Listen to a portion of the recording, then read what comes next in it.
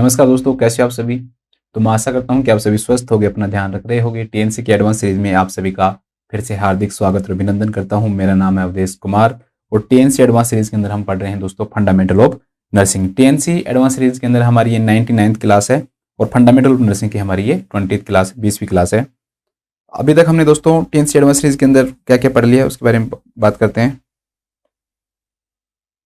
अभी तक हमने ओबीजी जो सब्जेक्ट है वो कंप्लीट कर लिया है, एंडोक्राइन पढ़ लिया है, nervous system, musculoskeleton, GI tract, nutrition, renal, integumentary और जो रेस्पिरेटरी जो सिस्टम है दोस्तों वो हमने क्या कर लिया है, कंप्लीट कर लिया है। बिना कोई टाइम वेस्ट किए हुए आज की जो हमारी क्लास है दोस्तों वो हम क्या करते हैं, स्टार्ट करते हैं। हमारे सामने पहला क्वेश्चन है कि ए nurse is caring for a client on bed rest, how can the nurse help prevent A pulmonary embolism. वैसे मैंने आपको दोस्तों पल्मोनरी जो एम्बोलिज्म है वो मैंने आपको पहले भी पढ़ाया हुआ है, आप जाकर देख सकते हो। शायद रेस्पिरेटरी सिस्टम में भी पढ़ा रखा है, रिवर नर्वस सिस्टम में हमने बात की है, फिर भी हम थोड़ा सा इसके बारे में डिस्कस करते हैं। यहां पर बात किसकी दोस्तों, पल्मोनरी एम्बोलिज्म की हो रही है। पहली बात, कलर चेंज कर लेता हूं, इस कलर से तो दिखना और बंद हो गया। यस, बात यहां पर पल्मोनरी एम्बुलस की हो रही है और यहां पर दोस्तों प्रिवेंट करना है उसे, ठीक है, मतलब कि डेवलप होने से पहले ही रोकने की क्या करनी है, हमें कोशिश करनी है। तो प्रिवेंशन के मेथड पूछ रहा है पल्मोनरी एम्बोलिज्म के, किस प्रकार से हम प्रिवेंट कर सकते हैं। तो हम बात करते हैं यहां पे पल्मोनरी एम्बोलिज्म की।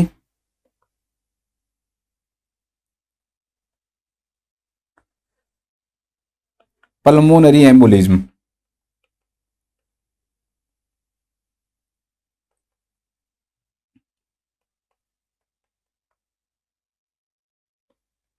हमारी सर जो भी वेन जो होती हैं, डीप वेन जो होती हैं, उन डीप वेन के अंदर क्या हो जाता है, फॉर्मेशन हो जाता है किसका, थ्रोम्बस का। थ्रोम्बस का यहां से फॉर्मेशन होगा डीप वेन के अंदर। ये पैर है, अगर आपकी जानकारी के लिए बता दूं, शायद दिख नहीं रहा होगा बट पैर है, ये मानना इसको पैर ही है, हाथ भी ऐसा ही बनाता हूं मैं, ठीक है। तो ये डीप वेन है हमारी बॉडी की। इन डीप वेन के अंदर क्या होता है, ज्यादातर यूजुअली थ्रोम्बस का फॉर्मेशन हो जाता है, मान लो, ठीक है।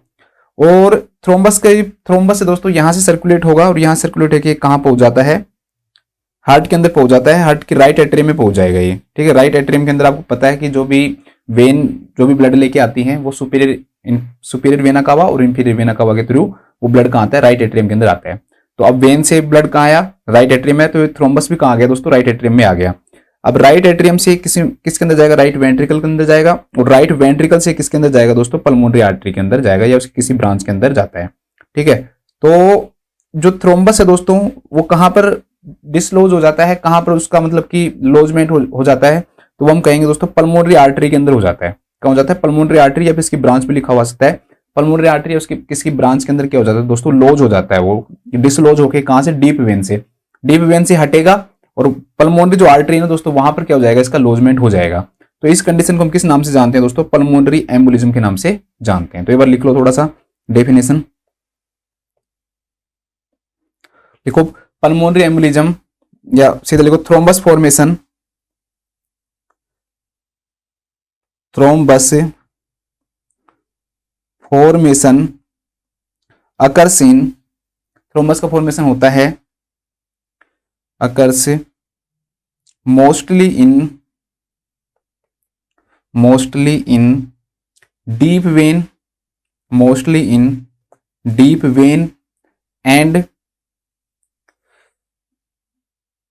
it detach and reaches to detach and reaches to the, कहां पहुंचेगा ये, यहां से पहले राइट एट्रियम में पहुंचेगा और राइट एट्रियम से कहां पर पहुंचेगा, उसकी जो आपकी पल्मोनरी आर्टरी की ब्रांच है वहां पर पहुंच जाएगा। तो detach and reaches to right atrium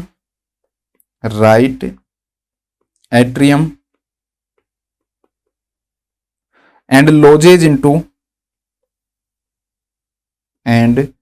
lodges into pulmonary artery branch,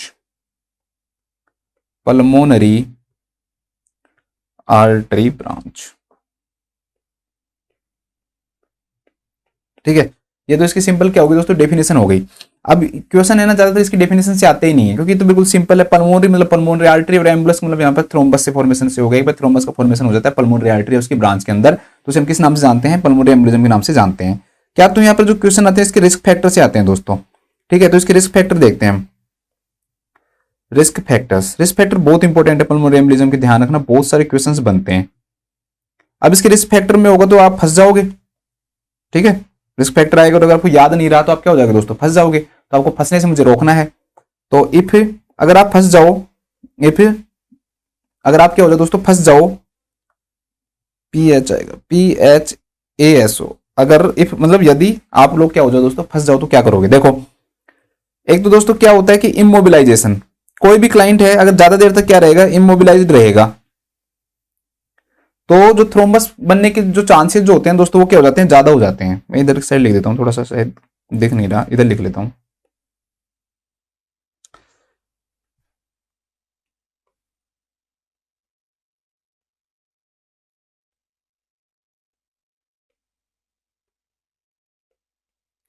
ये बहुत इंपॉर्टेंट है, इसके सारे रिस्क फैक्टर ध्यान रखना, ठीक है। PHA और इधर लास्ट में S हो रहा है, इधर लिख लेता हूँ S के बाद O, ठीक है। देखो सबसे पहला इसके अंदर आता है I फॉर होता है दोस्तों इमोबिलाइजेशन। अब सिंपल सी बात है दोस्तों कि कोई भी क्लाइंट अगर ज्यादा देर इमोबिलाइज रहेगा तो इमोबिलाइजेशन होने के कारण थ्रोम्बस बनने के जो चांसेस होते हैं वो क्या होते हैं, ज्यादा हो जाते हैं। थ्रोम्बस बनने के चांसेस होंगे तो उसके डिस्लोजमेंट के चांसेस ज्यादा होंगे, और पल्मोनरी जो आर्टरी है दोस्तों उसके अंदर लॉजमेंट होने के चांसेस क्या रहेंगे, ज्यादा रहेंगे। F4 होता है दोस्तों फ्रैक्चर्स, FRACTURES। फ्रैक्चर्स के अंदर भी ज्यादा चांसेस बनते हैं, ठीक है। पार्ट निकल कर वहां से पल्मोनरी आर्टरी के अंदर पहुंचेगा और वो क्या होगा दोस्तों, फ्रैक्चर में से कोई भी मान लो एम्बोलिज्म है, वहां से फैट एम्बोलिज्म हो सकता है तो वो वहां से मूव होगा, थ्रोम्बस हो सकता है तो वो मूव होकर फिर कहां पर पहुंचेगा दोस्तों, आपकी राइट एट्रियम में, और वहां से पल्मोनरी आर्टरी में पहुंचेगा। या फिर कोई भी पेशेंट के अंदर फ्लूइड की कमी है तो भी थ्रोम्बस बनने के चांसेस क्या हो जाते हैं, ज्यादा हो जाते हैं। तो F और फ्लूइड भी लिख दो, तो डिक्रीज फ्लूइड इनटेक। तो फ्लूइड इनटेक के चांसेस होने पर भी क्या होता है दोस्तों, ये होता है। P फॉर प्रेगनेंसी होता है, P फॉर तो कुछ बनेगा भी नहीं। प्रेगनेंसी के अंदर भी दोस्तों इसके चांसेस क्या हो जाते हैं, ज्यादा हो जाते हैं। इसके अलावा हार्ट फेलियर,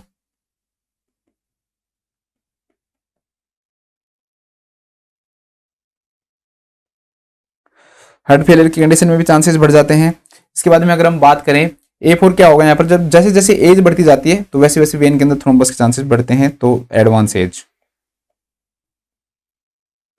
एडवांस सीरीज मत लिख लेना, ठीक है, कहीं एडवांस सीरीज लिख लो, एडवांस एज लिखना। और एज फॉर सर्जरी, सर्जरी के दौरान भी चांसेस बढ़ जाते हैं, ठीक है। और लास्ट फॉर O फॉर क्या आता है, एक तो ओबेसिटी और एक एस्ट्रोजन। कैपिटल लिख देता हूं, जब सारे कैपिटल लिख रहा हूं तो obesity and oestrogen. Risk factor बहुत इंपॉर्टेंट, मैं फिर से बता रहा हूं, याद रखना आप इनको ना थोड़ा सा, ठीक है। एक बार इनको दोबारा से देख लो। I for immobilization, F for fractures fluid intake, P for pregnancy, H for heart failure, A for advance age, S for surgery, और O फॉर ओबेसिटी या फिर एस्ट्रोजन। तो इन सब के अंदर क्या होंगे दोस्तों, इसके चांसेस क्या हो जाते हैं, इंक्रीज हो जाते हैं। तो ये रिस्क फैक्टर जो है से डायरेक्टली क्वेश्चन आ जाएगा, वो 4 आपको ऐसे ऑप्शन देगा और उनमें से एक ऑप्शन में आपको पूछ लेगा कि भाई इसके अंदर क्या होता है, ठीक है। अभी हमारे जो क्वेश्चन है उसको पढ़ते हैं एक बार हम। हमारे क्वेश्चन में ये पूछ रहा है कि भाई आप प्रिवेंट कैसे करोगे। तो सिंपल सी बात है दोस्तों, आपको किसी भी चीज को प्रिवेंट करना है ना, किसी भी चीज को प्रिवेंट करना है तो मतलब उसके जो रिस्क फैक्टर है वो नहीं होने चाहिए। तो आप रिस्क फैक्टर को क्या करोगे दोस्तों, कम करोगे, तो डिक्रीज करोगे आप रिस्क फैक्टर को। अब हम देखते हैं कि कौन कौन से इसमें रिस्क फैक्टर जिसको अपन हटा सकते हैं। अब पहला इसमें कहते हैं लिमिट द फ्लूइड इनटेक। अब आप एक बार बताओ, मैंने आपको कहा कि भाई फ्लूइड इनटेक का कम होना या फ्लूइड का कम होना एम्बोलिज्म को क्या करता है, बढ़ाता है। अब ये और ज्यादा कम करवा रहा है, तो और ज्यादा कम करवाएगा तो दोस्तों ये तो पल्मोनरी एम्बोलिज्म के रिस्क को क्या करेगा, और ज्यादा इंक्रीज करेगा। तो ऐसा तो हम भूल कर भी नहीं करेंगे, तो ये गलत हो गया। सेकंड क्या दे रखा है दोस्तों, teach the client how to exercise the legs. देखो लेग्स के अंदर पाए जाने वाले जो डीप वेन होती है उनके अंदर चांसेस क्या होते हैं दोस्तों, ज्यादा होते हैं। तो हम क्लाइंट को क्या करते हैं, कोशिश करते हैं ये पढ़ाने की भाई कि वो लेग की एक्सरसाइज ज्यादा करे। अगर एक्सरसाइज ज्यादा होगी ना तो थ्रोम्बस का फॉर्मेशन क्या हो जाता है, कम हो जाता है, क्योंकि हमें फॉर्मेशन को ही रोकना है, ठीक है। तो इसलिए ये राइट है अभी तक, teach the client how to exercise the legs. Third क्या दे रखा है, encourage use of the incentive spirometer. भाई इंसेंटिव स्पायरोमीटर से आप मान सकते हो रेस्पिरेशन क्या हो सकता है, इंप्रूव हो सकता है आपका। लेकिन एम्बोलिज्म में कोई फर्क नहीं पड़ेगा कि भाई एम्बोलिज्म नहीं होगा, उसको प्रिवेंट करेगा, तो ये ऐसा तो कुछ नहीं कर पाएगा ये। Maintain the knee gatch position of at an angle, कि भाई जो क्लाइंट उसको नी गेज पोजीशन दो। नी गेज का मतलब क्या होता है, जैसे क्लाइंट को इस प्रकार से लिटा दिया जाता है तो ऐसे वो टांग करता है। तो जब इस प्रकार से अगर वो लेग को रखेगा ना दोस्तों, यहाँ पर ये लेग है उसके ना, तो लेग के ऊपर क्या पड़ता है दोस्तों, जो पीछे की साइड जो रीजन है, पॉप्लिटिल रीजन है नी के पीछे, वहां पर क्या पड़ता है, प्रेशर पड़ता है वहां की वेन पे। तो और ज्यादा क्या हो जाते हैं दोस्तों, चांसेस हो जाते हैं, क्योंकि सर्कुलेशन रुकेगा मान लो वेन का, तो वहां पर थ्रोम्बस के फॉर्मेशन के चांसेस क्या हो जाते हैं, बढ़ जाते हैं। तो नी गैज पोजीशन तो और ज्यादा क्या करेगी दोस्तों, इंक्रीज करेगी। इससे कोई फर्क नहीं पड़ेगा, ये और इंक्रीज करेगा, और ये क्या करेगा दोस्तों, कम करेगा, एक्सरसाइज कम करवा के। ठीक है, तो इसमें लिख लो इस लाइन को, फिर आगे मैं और पढ़ाऊंगा अभी, तो उसमें आपको लिख लो, इसमें लिखो, लेग एक्सरसाइज करके, लेग एक्सरसाइज करके पल्मोनरी एम्बोलिज्म के रिस्क को कम किया जा सकता है। पल्मोनरी एम्बोलिज्म के रिस्क को कम किया जा सकता है, कम किया जा सकता है। ठीक है, इसकी क्लिनिकल मैनिफेस्टेशन भी देखते हैं। ये हमारे रिस्क फैक्टर हो गए, शायद आपको याद रहेंगे इफ फंसोगे नाम से, क्योंकि अब की बार अगर आप फंसोगे तो आपको शायद क्लियर हो जाना चाहिए ये। इसके बाद हम देखते हैं दोस्तों इसके क्या क्या क्लिनिकल मैनिफेस्टेशंस बन सकते हैं। ठीक है, तो क्लिनिकल मैनिफेस्टेशन देखते हैं। तो ऐसे मान लो कि एक तरह से कोई भी थ्रोम्बस बनेगा तो सर्कुलेशन रुक जाएगा। ठीक है, जो भी ब्लड वापस जो रिटर्न हो रहा था जो वेन के थ्रू, वो आगे नहीं जा पाएगा, क्योंकि पल्मोनरी आर्टरी क्या हो गई दोस्तों, पल्मोनरी आर्टरी के अंदर जो थ्रोम्बस है वो फंस गया, तो आगे ब्लड नहीं जाएगा। तो वहां से किसके अंदर नहीं जाएगा दोस्तों, अब मान लो लंग्स के पास नहीं जा रहा, लंग्स से वापस भी किसके पास नहीं आ रहा, हार्ट के पास नहीं आ रहा, और हार्ट इसको आगे क्या नहीं कर पाएगा, सर्कुलेट नहीं कर पाएगा। देखो सिंपल सी बात एकदम ऐसे समझो आप, जैसे मान लो कि यहां से थ्रोम्बस गया, इधर आया। ठीक है, ये वाली जो ब्रांच है दोस्तों, ये किसके पास पहुंचती है, समझाने के लिए बना रहा हूं, सिर्फ लंग्स के पास पहुंचती हैं। ठीक है, दो पल्मोनरी आर्टरीज को लेके आती है। अब पल्मोनरी आर्टरी के पास सही से नहीं पहुंचेगा तो सर्कुलेशन यहाँ पर आगे की साइड नहीं पहुंच पाएगा, तो क्या प्यूरिफाइड क्या होगा, मतलब जितने जिस हिसाब से थ्रोम्बस है तो कम मात्रा में पहुंचेगा, तो कम मात्रा में ही पल्मोनरी जो 4 पल्मोनरी वेन है वो यहाँ पर लेके आएंगे ब्लड को, और यहाँ से अरोटा के अंदर ब्लड की अमाउंट भी क्या हो जाएगी दोस्तों, कम हो जाएगी, मतलब ब्लड सप्लाई भी क्या हो गई, बॉडी की डिक्रीज हो गई। तो सारे सिम्टम्स आ जाएंगे, रेस्पिरेटरी भी आ जाएंगे, क्योंकि लंग्स तक भी सही तरह से सप्लाई नहीं हो रही है, और जो कार्डियक जो सिस्टम है दोस्तों, कार्डियक जो सिम्टम्स है वो भी सारे इसके अंदर क्या हो जाएंगे, डेवलप हो जाएंगे। तो एक बार लिख लेते हैं, जब क्लाइंट को इस प्रकार की कंडीशन होगी तो ऑक्सीजनेशन में प्रॉब्लम होगी। ठीक है, उसको ऐसे लगेगा कि क्या होने वाला है मेरे साथ, तो इसको हम बोलते हैं restlessness and apprehension and restlessness. तो पहला जो सिम्टम आएगा दैट इज एप्रीहेंशन एंड, मतलब आगे क्या होने वाला है इसका डर होना क्या कहलाता है दोस्तों, एप्रीहेंशन कहलाता है। ठीक है, एंड रेस्टलेसनेस। ठीक है, एप्रीहेंशन और रेस्टलेसनेस। अब क्या होगा दोस्तों, प्रेशर पड़ेगा, क्योंकि ब्लड आगे नहीं जा रहा मान लो। ठीक है, सर्कुलेट सही से नहीं हो रहा, तो जो छोटी छोटी जो कैपिलरीज हैं वो क्या होंगी दोस्तों, छोटी छोटी पल्मोनरी कैपिलरीज वो क्या होने लग जाएंगी, डैमेज होने लग जाएंगी। उनके डैमेज होने के कारण क्या होगा, ब्लड रिलीज होगा, और वो जो ब्लड है ना दोस्तों वो क्या किस में भी आ सकता है, स्पुटम में भी आ सकता है। तो ब्लड टिंग स्पुटम या हिमोप्टाइसिस देखने को मिलता है। तो ब्लड टिंग्ड स्पुटम, क्योंकि लंग से बाहर आएगा ना, तो हिमोप्टाइसिस हो गया, स्पुटम या फिर हिमोप्टाइसिस भी लिखा हुआ सकता है आपके ऑप्शन में, हिमोप्टाइसिस। हिमेटिमेसिस का मतलब होता है वॉमिटिंग से बाहर आना, और हिमोप्टाइसिस का मतलब क्या होता है, कफ के द्वारा बाहर आना, इस प्रकार से। ठीक है, अब आर्टरी के अंदर प्रेशर हो गया तो चेस्ट के ऊपर भी क्या पड़ता है दोस्तों, प्रेशर पड़ता है। ठीक है, तो चेस्ट के ऊपर प्रेशर पड़ेगा तो चेस्ट पे क्या होगा, पेन होगा। चेस्ट के ऊपर क्या दिखाई देगा, एक तो पेन दिखाई देगा। ठीक है, अब चेस्ट पेन होगा, पेशेंट को इरिटेट होगा, तो वो कफिंग होगी उसके कारण। ठीक है, और आगे अगर मान लो ब्लड पहुंच नहीं पा रहा है दोस्तों, साइनोसिस की कंडीशन भी डेवलप होगी। मैंने कहा सर्कुलेशन में प्रॉब्लम आ रहा है तो जो साइनोसिस है वो भी डेवलप होगा। और अब जो दोस्तों आगे ब्लड को सर्कुलेट नहीं कर पा रहा, तो जो लंग्स हैं वहां पर क्या हो रहा है, फ्लूइड एक्यूमुलेट हो रहा है, पल्मोनरी आर्टरी के अंदर हो रहा हो या उसके ब्रांचेज में हो रहा हो। ठीक है, या थोड़ा सा और आगे हो रहा हो उसके ब्रांचेज में जाके, तो लंग्स तक पहुंच रहा है, तो उसके कारण हो सकता है कि फ्लूइड का क्या होगा, लंग्स में एक्यूमुलेशन होगा, जिसके कारण क्रैकल साउंड सुनाई देगी। स्टेथोस्कोप से जब हम सुनते हैं तो वो जो क्रैकल्स जो साउंड है दोस्तों वो क्या होती है, सुनाई देती है। इसके बाद में जो पेशेंट है दोस्तों, जब उसको सही तरह से ऑक्सीजनेशन नहीं रहेगा तो उसको क्या होने लग जाएगी, स्वेटिंग आने लग जाएगी, तो उसके कारण डायफोरेसिस की कंडीशन देखने को मिलेगी। अब जो ब्लड जो मैं कह रहा हूँ जो ब्लड है वो वेन के अंदर भरा हुआ है, आगे सही तरह से पहुंच नहीं पा रहा है, क्योंकि पल्मोनरी आर्टरी क्या हो गई, रुक गई है आगे, तो उसके कारण क्या होगा, जो वेन जो है वो भर जाएंगी, जब वेन भर जाएंगे तो जो नेक वेन है वो भर जाएंगे, तो इससे क्या होगा, डिस्टेंडेड नेक वेन देखने को मिलेगा, डिस्टेंडेड नेक वेन। तो डिस्टेंडेड जो नेक वेन है दोस्तों वो देखने को मिलेगी। ठीक है, सांस लेने में दिक्कत होगी तो क्या होगा, डिजनिया होगा, डिजनिया होगा। ठीक है, तो हमारे जो सिम्टम्स उनको ध्यान से देखो आप, A for apprehension, B for blood tinged sputum, C for chest pain, cough cyanosis crackles, और डी फॉर क्या हो रहा है, diaphoresis, distended neck vein and dyspnea, सारे ऐसे ही हो रहे हैं। ठीक है, अब बीपी कम हो गया ज्यादा होगा तो वो तो आप भी समझ सकते हो दोस्तों कि भाई बीपी जो है वो कम ही होगा।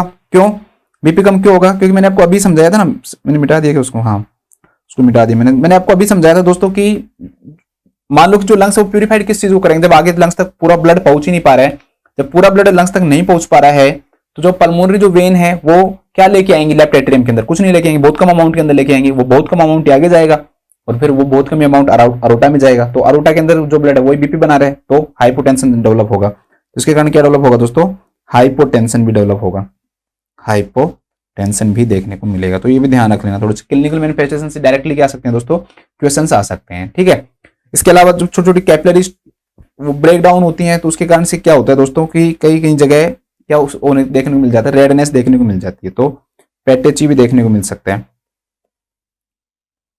अगर याद रहे तो ठीक है, नहीं ऊपर वाले ए बी सी डी जो है ना ये तो कम से कम आप ध्यान ही रख लेना, और तो चलो ठीक है नहीं भी याद होंगे तो भी आपका क्या हो जाएगा, काम चल जाएगा। ठीक है, रेस्पिरेशन सही नहीं होगा क्या तो डिजनिया होगा, या फिर रेस्पिरेशन बहुत ही क्या होगा दोस्तों, सैलो होगा। जो रेस्पिरेशन है वो भी कैसे देखने को मिलता है, सैलो रेस्पिरेशन देखने को मिलता है। ठीक है, ये भी ध्यान रख लेना, जो रेस्पिरेशन है वो सैलो रेस्पिरेशन देखने को मिलेगा इसमें, तो सैलो रेस्पिरेशन देखने को मिलेगा, सैलो रेस्पिरेशन। ठीक है, और एक लास्ट में आप याद रख लो, टी फॉर टैकीकार्डिया देखने को मिलेगा, जब ब्लड सप्लाई नहीं होती है तो हार्ट कंपनसेट करने की कोशिश करेगा, और लंग्स भी करेंगे तो लंग्स टैकीपिनिया कोज करेंगे, तो टैकीकार्डिया और टैकीपिनिया देखने को मिलेगा। ठीक है, तो ध्यान रख लेना, ये सारे सिम्टम्स देखने को इसमें मिलते हैं। तो एक तो हो गया आपका ए बी सी डी, और फिर इससे आपको एच पी एस टी। ठीक है, H P S T, H P का प्रिंटर आता है ना, एच पी एस टी, जैसे आप याद रखना चाहोगे मेन इन पे तो जरूर फोकस करना, ए बी सी डी जो है ना ये तो कम से कम याद रखना ही। फिर बीपी का आपको पता ही है कि बीपी को आप किस प्रकार से पढ़ोगे, तो बीपी पे हाइपोटेंशन होगा। ठीक है, बीपी कम होगा, और जो पल्स रेट है और जो रेस्पिरेटरी रेट है दोस्तों वो क्या हो जाती है, इंक्रीज हो जाती है, तो टैकीकार्डिया और टैकीपिनिया वो देखने को मिलता है आपको। ठीक है, तो इस प्रकार से आपके इसके जो क्लिनिकल मैनिफेस्टेशन है इनको आप याद करने की क्या कर सकते हो, कोशिश कर सकते हो, और आप इस प्रकार से इनको कोशिश करो कि ज्यादा से ज्यादा याद हो जाएं, या फिर जो कंसेप्ट है ना उसको कोशिश किया करो भाई, कंसेप्ट से बाहर नहीं भागो आप। ठीक है, थोड़ा सा इसका नर्सिंग मैनेजमेंट देखते हैं हम कि हम लोग क्या करेंगे। ठीक है, वैसे मैनेजमेंट मैंने आपको पूरा वैसे पढ़ाया हुआ है ये दोस्तों, इसलिए आप वहां पर जाके देख सकते हो। तो थोड़ा सा हम नर्सिंग मैनेजमेंट से रिलेटेड देखते हैं। भाई नर्सिंग मैनेजमेंट क्या करोगे, किसी पेशेंट को मान लो आपको पता लग गया कि भाई पल्मोनरी एम्बोलिज्म क्या हो गया, डेवलप हो गया है, तो उस कंडीशन में आप क्या करोगे, सबसे पहले तो आप भाई क्लाइंट को हमने देखा दोस्तों एप्रीहेंशन हो रहा है, रेस्टलेसनेस हो रहा है, डायफोरेसिस की कंडीशन हो रही है, तो हम पहले सबसे पहले क्या कोशिश करेंगे, जो क्लाइंट है ना दोस्तों उसको शांत करने की कोशिश करेंगे। तो पहला हम काम करते हैं क्लाइंट को रीएश्योर करने की। ठीक है, ये इनक्लेक्स से लिया गया है पूरा का पूरा कि किस प्रकार से करता है। तो क्लाइंट को हम क्या करेंगे दोस्तों, रीएश्योर करेंगे, और जो बेड है दोस्तों उसको क्या करते हैं हम एलिवेट करते हैं, and elevate the head of bed, elevate the head of bed. ठीक है, तो बेड को क्या कर देते हैं, एलिवेट कर देंगे। इसके बाद में हमें आगे डॉक्टर को नोटिफाई करना है, तो नोटिफाई द, यहाँ पर डॉक्टर भी लिखा हुआ सकता है क्योंकि एक इमरजेंसी कंडीशन है, तो रैपिड रेस्पॉन्स टीम भी लिखा हुआ सकता है, या फिर डॉक्टर भी लिखा हुआ सकता है, या एससीपी भी लिखा हुआ सकता है। ठीक है, तो नोटिफाई द एससीपी भी लिखा हुआ सकता है, या फिर rapid response team, rapid response team भी लिखा हुआ सकता है। ठीक है, रैपिड रेस्पॉन्स टीम भी लिखा हुआ सकता है। इसके बाद नेक्स्ट काम हमें करना ऑक्सीजन एडमिनिस्टर। आजकल ऐसे क्वेश्चन आने लग गए इसलिए मैं सीक्वेंस में लिखवा रहा हूं आपको ना, ये सीक्वेंस आपको याद रखनी है भाई किस प्रकार से करना है। फिर उसके बाद में हमें पता है दोस्तों कि हमें पता कैसे लगेगा, और ज्यादा डिटेल में करने के लिए हमें पेशेंट क्या लेनी पड़ेगी, एबीजी लेनी पड़ेगी, और हम क्या कोशिश करेंगे भाई, हमें पता है आगे वो हिपेरिन क्या करेंगे दोस्तों, वो करेंगे, तो उसके लिए भी हम क्या करेंगे, प्रिपेयर रहेंगे। हम किस किस चीज के लिए प्रिपेयर रहेंगे, प्रिपेयर फॉर एबीजी, एक और कोई भी ब्लड टेस्ट करवा सकते हैं मान लो तो ब्लड टेस्ट, और हिपेरिन के एडमिनिस्ट्रेशन के लिए कह सकते हैं तो हिपेरिन के एडमिनिस्ट्रेशन के लिए, बस ये चीजें करेंगे हम, prepare for ABG, blood test and heparin administration. ये सब कर लिया तो एक बार फिर से वाइटल साइन ले लो। अब आपको सर पहली बार नहीं लेके, भाई मैंने कहा कि पता लग गया पल्मोनरी एम्बोलिज्म हो गया, उसके बाद में हम आगे कुछ कर रहे हैं, तो पहले वाइटल साइन लिए तभी तो हमें पता लगा कि भाई ये सिम्टम्स आ रहे हैं हमें, ठीक है। तो इसलिए अब दोबारा से क्या ले सकते हैं, वाइटल साइन ले सकते हैं सब करने के बाद, मतलब आपने एबीजी कर दिया, टेस्ट कर लिया और जो ट्रीटमेंट है वो भी कर दिया, तो उसके बाद में तो मॉनिटर द वाइटल साइन और जो लंग साउंड उसको भी चेक कर सकते हैं एंड लिसन लंग साउंड, क्योंकि जैसे क्रैकल सुनाई दे रहा है उसे पता लग जाएगा, listen for lung sound.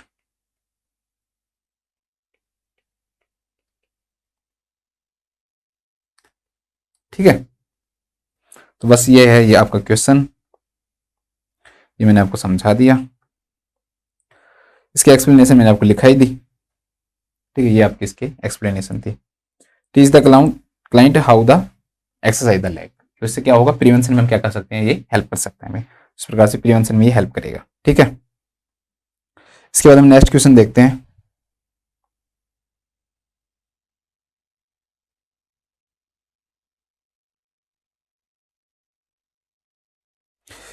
Next जो क्वेश्चन है ना, बहुत अच्छा क्वेश्चन है दोस्तों, ये भी बीपी से रिलेटेड ही है, और एक ये मेन जो इसका जो टॉपिक इसके अंदर आता है दोस्तों, वो आता है आपका spinal anaesthesia. Immediately after receiving spinal anaesthesia, कि जैसे किसी पेशेंट को क्या दिया गया, स्पाइनल एनेस्थीसिया दिया गया, एक क्लाइंट डेवलप्स हाइपोटेंशन, क्लाइंट क्या क्या डेवलप कर लेता है दोस्तों, हाइपोटेंशन डेवलप कर लेता है। To what physiological change does the nurse attribute the decreased blood pressure, तो क्या रीजन था दोस्तों कि स्पाइनल एनेस्थीसिया देने के कारण जो क्लाइंट है उसके अंदर क्या डेवलप हुआ दोस्तों, हाइपोटेंशन डेवलप हुआ। वैसे आपको मैं बता दूं कि most common complication of immediate complication जो होता है, मोस्ट कॉमन कॉम्प्लिकेशन होता है वो स्पाइनल एनेस्थीसिया का क्या होता है, हाइपोटेंशन ही होता है, ये भी ध्यान रखना। दो क्वेश्चंस आते हैं इससे रिलेटेड, मैं आपको बताऊंगा दोनों ही किस प्रकार से। सबसे पहले हम थोड़ा सा स्पाइनल एनेस्थीसिया की बात करते हैं, तो हम बात करते हैं स्पाइनल एनेस्थीसिया। स्पाइनल एनेस्थीसिया ध्यान रखना, स्पाइनल एनेस्थीसिया को हम सब एरेक्नोइड एनेस्थीसिया के नाम से भी जानते हैं, सब एरेक्नोइड एनेस्थीसिया। क्यों जानते हैं, क्योंकि जो ड्रग जो एडमिनिस्टर करते हैं हम स्पाइनल एनेस्थीसिया के अंदर दोस्तों, वो सब एरेक्नोइड स्पेस में ही करते हैं हम। किस में करते हैं, सब एरेक्नोइड जो स्पेस है उसी के अंदर किया जाता है, इसलिए हम इसे किस नाम से जानते हैं दोस्तों, सब एरेक्नोइड स्पेस में किया जाता है, इसलिए हम इसे स्पाइनल एनेस्थीसिया के नाम से जानते हैं। ध्यान रखना कि जो सब एरेक्नोइड स्पेस इसके अंदर क्या पाया जाता है, सीएसएफ पाया जाता है, तो सीएसएफ के अंदर ही वो जो ड्रग है एक तरह से उसी के साथ हम क्या करके हैं, मिक्स करके और उसको क्या कर रहे हैं दोस्तों, बॉडी के अंदर पहुंचा रहे हैं। तो स्पाइनल एनेस्थीसिया सब एरेक्नोइड एनेस्थीसिया होता है। ध्यान रखना एपिड्यूरल एनेस्थीसिया जो है वो थोड़ा सा क्या होता है, डिफरेंट होता है, that is given in epidural space. Epidural जो स्पेस है अभी मैं बताऊंगा, वैसे आपको सब एरेक्नोइड कहां होता है, एपिड्यूरल का होता है। एपिड्यूरल जो होता है ना उसमें सीएसएफ नहीं होता, एपिड्यूरल स्पेस के अंदर सीएसएफ नहीं होता, सिर्फ एयर रहती है और एयर के थ्रू हम उस ड्रग को क्या करते हैं दोस्तों, इंजेक्ट करते हैं। लेकिन यहां पर क्या प्रेजेंट होता है, सीएसएफ प्रेजेंट होता है। तो सीएसएफ जहां पर प्रेजेंट होता है उस जगह पे हम क्या कर रहे हैं दोस्तों, ड्रग का क्या कर रहे हैं, एडमिनिस्ट्रेशन कर रहे हैं। तो ये क्या कहलाता है दोस्तों, स्पाइनल एनेस्थीसिया कहलाता है, ठीक है। अब जैसे स्पाइनल एनेस्थीसिया दे रहे हैं तो कैसे कैसे देंगे हम, कैसे कैसे पहुंचाएंगे, देखो सबसे पहले क्या रहेगा दोस्तों कि आपको पता है कि जैसे इंजेक्ट कर रहे हो सबसे ऊपर क्या रहेगी, स्किन रहेगी, तो स्किन, फिर उसके नीचे सबक्यूटेनियस टिश्यूज रहेंगे, ठीक है, सबक्यूटेनियस जो टिश्यूज है वो प्रेजेंट रहेंगे। फिर इसके बाद में कुछ लिगामेंट्स आते हैं, ध्यान रखना, ठीक है, नाम याद रखने की आपको जरूरत नहीं है, वैसे इनके कुछ नाम भी होते हैं लेकिन आपको याद करने की कोई जरूरत नहीं है, ठीक है। जैसे सुप्रा एंड इंटरस्पेनस जो लिगामेंट होते हैं वो होते हैं, ठीक है, लिगामेंटम फ्लेवम होता है, लेकिन वो छोड़ो, बस सिर्फ इतना याद रखो कि भाई स्किन आया, फिर सबक्यूटेनियस टिश्यूज आए और उसके बाद में आपने क्या कर दिया दोस्तों, लिगामेंट आया। फिर तीनों लेयर आती हैं आपकी, ठीक है, फिर तीनों लेयर आती हैं। पहले आपकी आएगी ड्यूरामेटर, ड्यूरामेटर, ठीक है, ड्यूरामेटर के बाद में कौन सी आएगी आपकी, एरेक्नोइड मैटर, एरेक्नोइड मैटर, और उसके बाद में नीचे नीचे कौन सी आएगी उससे, पायामेटर, ठीक है। तो इस प्रकार से हम इंजेक्ट करेंगे स्किन से subcutaneous tissue, ligaments, dura mater, arachnoid matter और पायामेटर तक हम क्या करते हैं दोस्तों, पहुंचते हैं। और सबका मतलब क्या होता है, नीचे इंस्पेक्टर के नीचे सब इंस्पेक्टर, तो ड्यूरामेटर के नीचे जो स्पेस होता है दोस्तों ये क्या कहलाता है, सब एरेक्नोइड स्पेस कहलाता है। दिस इज कॉल्ड सब एरेक्नोइड स्पेस, सॉरी सब ड्यूरल स्पेस यार, इसे बोलते हैं हम सब ड्यूरल स्पेस या एपिड्यूरल स्पेस। मेन जो वर्ड यूज करते हैं दैट इज एपिड्यूरल, एपिड्यूरल। और एरेक्नोइड और पायामेटर के बीच में जो स्पेस होता है दोस्तों दैट इज सब एरेक्नोइड स्पेस, सब एरेक्नोइड स्पेस, सब एरेक्नोइड। तो यहां पर इस सब एरेक्नोइड स्पेस के अंदर हम क्या करते हैं दोस्तों, स्पाइनल एनेस्थीसिया देते हैं। तो क्वेश्चन ये आएगा कि कहां पर दिया जाता है तो मेन ये ध्यान रखना है आपको, जो सब एरेक्नोइड जो स्पेस होता है उसे सब एरेक्नोइड स्पेस के अंदर हम क्या देते हैं दोस्तों, ये स्पाइनल एनेस्थीसिया देते हैं। अब फिर दूसरा क्वेश्चन बनता है कि कहां कहां पाया जाता है, तो एरेक्नोइड मैटर और जो पाया मैटर है ना दोस्तों, इसके बीच में ये पाया जाता है। ठीक है, पाया मैटर और एरेक्नोइड मैटर के बीच में पाया जाता है। तो अगर हम स्पाइनल कोड से देखें तो सबसे दूर की तरफ तो कौन सी है, ड्यूरामीटर। देखो जैसे मान लो ये स्पाइनल कोड है, तो यहां पर सबसे पहले पाया मैटर रहेगी, फिर उसके बाद में एरेक्नोइड मैटर रहेगी, और फिर क्या रहेगी दोस्तों आपकी ड्यूरामीटर। तो ड्यूरामीटर सबसे दूर की तरफ होती है, और पाया मैटर क्या होती है दोस्तों, सबसे पास की तरफ, और बीच के अंदर क्या होती है आपकी एरेक्नोइड मैटर। ठीक है, तो ये ऐसे इस प्रकार से आप याद रख सकते हो, डी फॉर ड्यूरामीटर, यहां पर ए फॉर एरेक्नोइड मैटर और पी फॉर पाया मैटर। ठीक है, डी ए पी, सबसे पास पाया। ठीक है, तो पाया मैटर इस प्रकार से लेयर रहती है। कहां दिया जाता है, सब एरेक्नोइड जो स्पेस है दोस्तों उसके अंदर ये क्या करती है ड्रग, हम क्या करते हैं, इसलिए इसे हम किस नाम से जानते हैं, सब एरेक्नोइड एनेस्थीसिया के नाम से भी जानते हैं। ठीक है, मेरे को लगता है कि इतना तो अब आपको समझ में आ गया होगा कि मैं क्या समझाना चाह रहा हूं। अब इसके अंदर 3 प्रकार की जो नीडल है ना दोस्तों वो यूज की जाती है। मैं एक बार इमेज होगी मेरे पास, तो हो सकता है कि कभी किसी एग्जाम के अंदर पूछ ले कि भाई कौन कौन सी नीडल यूज की जाती है। तो इसमें 3 नीडल हम क्या करते हैं, यूज करते हैं स्पाइनल एनेस्थीसिया में। एक जो नीडल दोस्तों इसका नाम है क्विंके नीडल। ठीक है, तो इस प्रकार से शेप होता है इसका क्विंके का। दूसरी जो नीडल है दोस्तों विटाक्रे नीडल होती है। ठीक है, दूसरी विटाक्रे नीडल होती है, तो इस प्रकार से इसमें नोच है और नोच के बाद में फिर इस प्रकार से शेप बना रही है, तो ये विटाक्रे नीडल है। और एक जो नीडल होती है दोस्तों दैट इज स्प्रोटे। ठीक है, तीसरी जो नीडल है वो स्प्रोटे नीडल होती है, तो इसमें इस प्रकार से खास बनी हुई होती है। ठीक है, तो 3 नीडल हैं, ये तीनों नीडल आपको याद रखनी है, कौन कौन सी 3 नीडल हम यूज करते हैं। तो 3 नीडल इसके अंदर यूज करते हैं हम, क्विंके नीडल यूज करते हैं एक, दूसरी हम इसके अंदर यूज करते हैं विटाक्रे नीडल, और तीसरी जो नीडल यूज करते हैं दोस्तों वो कौन सी करते हैं हम, स्प्रोटे नीडल यूज करते हैं। तो QWS 3 नीडल यूज करते हैं, क्विंके, विटाक्रे और स्प्रोटे। याद रखो, आप मेरे साथ साथ याद किया करो। ठीक है, जैसे मैं आपको बोलूं ना उसी समय कोशिश किया करो यही याद हो जाए, कि घर पे जाके आपने क्या ना करनी पड़े, कोशिश ही नहीं करनी पड़े, तो ऐसे याद करने की कोशिश किया करो। इसके बाद में इसकी जो साइट है वो थोड़ी सी कंफ्यूजिंग है, कहीं जगह कुछ लिखी हुई है कहीं पे कुछ लिखी हुई है। तो इसकी जो साइट है ना मेनली दोस्तों आपको ध्यान रखना है कि L3 L4 या फिर L4 L5, L4 और L5, L3 L4 और L4 L5। अब जो ये जो क्वेश्चन है ना इसकी बात कर लेते हैं अब हम इससे, अब यहाँ पे तो मेन क्वेश्चन की बात कर लेते हैं कॉम्प्लिकेशंस की, इसके क्या क्या कॉम्प्लिकेशंस होते हैं। ठीक है, तो हम बात करते हैं कॉम्प्लिकेशंस। तो इसमें क्वेश्चन आता है भाई मोस्ट इमीडिएट और मोस्ट कॉमन। तो मोस्ट कॉमन जो कॉम्प्लिकेशन है, मोस्ट इमीडिएट जो कॉम्प्लिकेशन होता है दोस्तों, मोस्ट कॉमन इंट्रा ऑपरेटिव, मतलब जब एनेस्थीसिया दे रहे हैं उसी टाइम, तो इंट्रा ऑपरेटिव ऐसे भी लिखा हो सकता है, मोस्ट कॉमन भी लिखा हो सकता है। तो मोस्ट कॉमन इंट्रा ऑपरेटिव जो इसका कॉम्प्लिकेशन होता है दोस्तों, वो अभी जो कि इस क्वेश्चन में दे रखा था वो क्या होता है, हाइपोटेंशन होता है, हाइपोटेंशन। ठीक है, कौन सा होता है, हाइपोटेंशन होता है, तो ये ध्यान रखना। तो क्वेश्चन बन गया पहला, मोस्ट कॉमन इंट्रा ऑपरेटिव क्या होता है दोस्तों, हाइपोटेंशन होता है। अब हाइपोटेंशन को प्रिवेंट करने के लिए क्या करते हैं वो लोग, जैसे स्पाइनल एनेस्थीसिया दिया जाता है ना उससे पहले ही पेशेंट को हम क्या करते हैं 1 से 2 लीटर आईवी फ्लूइड जो डॉक्टर वो प्रिस्क्राइब कर देता है और हम वो क्या कर देते हैं दोस्तों पेशेंट को दे देते हैं। तो हाइपोटेंशन को प्रिवेंट करने के लिए इस प्रकार से हम करते हैं। सेकंड इसके अंदर क्या आता है दोस्तों, एक क्वेश्चन और आता है, most common post operative complication पूछता है वो। ठीक है, तो सेकंड जो क्वेश्चन इससे बनेगा that is most common post operative complication. तो मोस्ट कॉमन जब सर्जरी होके आ गई पेशेंट वापस आरडी में आ गया, तो ज्यादातर ऐसे क्लाइंट के अंदर क्या देखने को मिलता है, यूरिनरी रिटेंशन देखने को मिलता है, यूरिनरी रिटेंशन।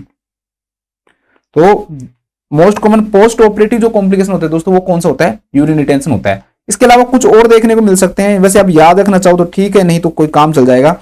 जैसे ब्रेडिकार्डिया देखने को मिलता है। ठीक है, एक पेशेंट के पीछे की तरफ दोस्तों ऑक्सीपिटल रीजन के अंदर है ना हेडेक देखने को मिलता है, हेडेक जो ऐसे कहते हैं कि नर्व का ट्रैक्शन होने के कारण होता है, वो खिंचाव आने के कारण होता है। ठीक है, तो जैसे ब्रेडिकार्डिया देखने को मिलेगा, आपको हेडेक देखने को मिल सकता है। कुछ पेशेंट के अंदर कुछ के अंदर कमर दर्द होती है, बैक एक होता है, रेस्पिरेटरी डिस्ट्रेस देखने को मिलता है। ठीक है, तो बैक एक देखने को मिल सकता है, या फिर रेस्पिरेटरी डिस्ट्रेस देखने को मिल सकता है, रेस्पिरेटरी डिस्ट्रेस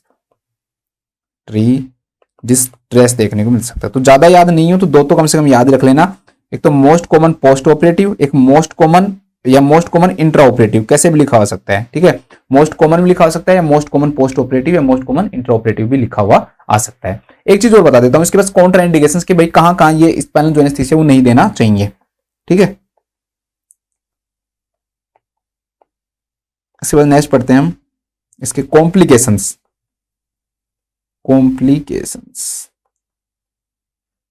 इसकी साइड पे अगर आपको डाउट है ना तो एक बार मुझे कमेंट करके बताना ना, ये वाला साइड से रिलेटेड अगर आपको डाउट है कि सर ऐसा नहीं है तो भी मुझे एक बार बताना आप। इसके बाद क्योंकि लंबर पंक्चर में और स्पाइनल एनेस्थीसिया में थोड़ा सा अंतर करके आपको ये करना है, भाई लंबर पंक्चर में किस प्रकार से करते हैं और यहाँ पर क्या करते हैं, तो वो थोड़ा सा देख लेना, ठीक है।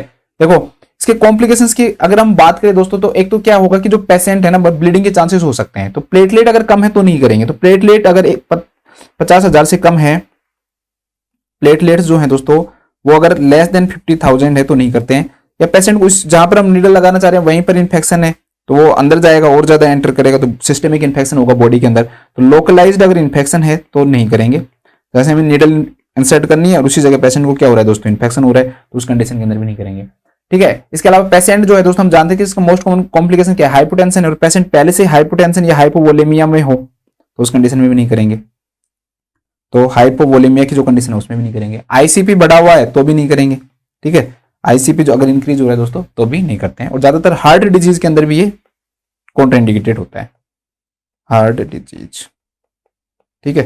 हार्ट डिजीज के अंदर भी हम इसको क्या करते हैं दोस्तों, अवॉइड ही करते हैं।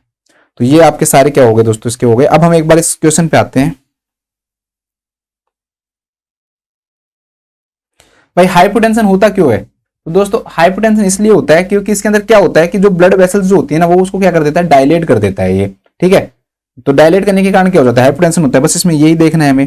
तो dilation of the blood vessels, भाई ब्लड वेसल्स कभी भी डायलेट होंगे, आपको पता है कि जितना कम अगर इनका जो डायमीटर जितना कम होगा उतना ही बीपी क्या होता है, ज्यादा होता है। जब इनका डायलेशन होगा तो जो बीपी क्या होता है दोस्तों, क्या हो जाता है, इंक्रीज हो जाता है। तो ये डायलेशन ही करती है, तो इसका आंसर होगा dilation of blood. Decrease response of chemo receptors, ऐसा कुछ नहीं करता। Decrease strength of cardiac contraction, की कार्डियक जो हार्ट के ऊपर काम करता है और कॉन्ट्रैक्टिलिटी को क्या करता है दोस्तों, डिक्रीज करता है। तो हार्ट से इसका कोई लेने देना नहीं है। मेनली वेसल्स को डायलेट करता है ये, सिस्टेमिक नर्वस सिस्टम को स्टिमुलेट करके या उसको प्रिवेंट करके क्या क्या काम करेगा दोस्तों, ये जो ब्लड वेसल्स उनको क्या करेगा, डायलेट करने का काम करता है। फोर्थ क्या है, disruption of the cardiac oscillator पथवे, की कार्डियक एसिलेटर जो पथवे है उसको क्या करेगा दोस्तों, ये डिसरप्शन करता है। तो इस प्रकार से ही करेगा, ठीक है। तो अब आप एक बताओ, सिस्टेमिक नर्वस सिस्टम है ना, मैंने तो दोनों बोल दिया, दोनों चीजें तो होंगी नहीं ना। तो डायलेट करने के लिए क्या करेगा, अब आप बताओ, आप खुद सोचो। एक आपको ये सोचना है कि भाई डायलेट करने के लिए ब्लड वेसल्स को ये सिस्टेमिक नर्वस सिस्टम को स्टिमुलेट करेगा या इसको इनहिबिट करेगा, ठीक है। क्वेश्चन है ये, बताओ कि अगर इसे सिंपैथेटिक है, मैं सिस्टेमिक बोल रहा हूं क्या, सिंपैथेटिक जो नर्वस सिस्टम है उसके ऊपर काम करता है ये। तो क्वेश्चन ये है कि क्या इसको स्टिमुलेट करेगा तब वैसोडाइलेशन होगा या इसको इनहिबिट करेगा, ये बताना है आपको मुझे अब, ठीक है। कि भाई स्टिमुलेट करेगा या इनहिबिट करेगा, क्योंकि ऐसे तो है नहीं कि दोनों काम करेगा, स्टिमुलेट भी करेगा इनहिबिट करेगा, दोनों काम तो करेगा नहीं, करेगा एक ही काम। क्या तो ये स्टिमुलेट करेगा या इसको क्या करेगा दोस्तों, इनहिबिट करेगा। तो आपको मुझे ये बताना है कि भाई वेसल्स के डायलेशन के लिए, वेसल्स का अगर डायलेशन करना है तो ये सिंपैथेटिक नर्वस सिस्टम को स्टिमुलेट करता है या क्या करता है दोस्तों, इनहिबिट करता है, ठीक है। ये क्वेश्चन है, ये बताना है आपको मुझे। इसके बाद हम नेक्स्ट क्वेश्चन देखते हैं।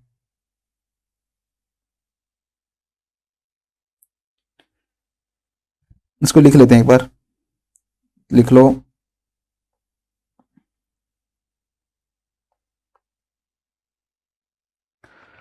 लिखो, स्पाइनल एनेस्थीसिया का most common intra operative complication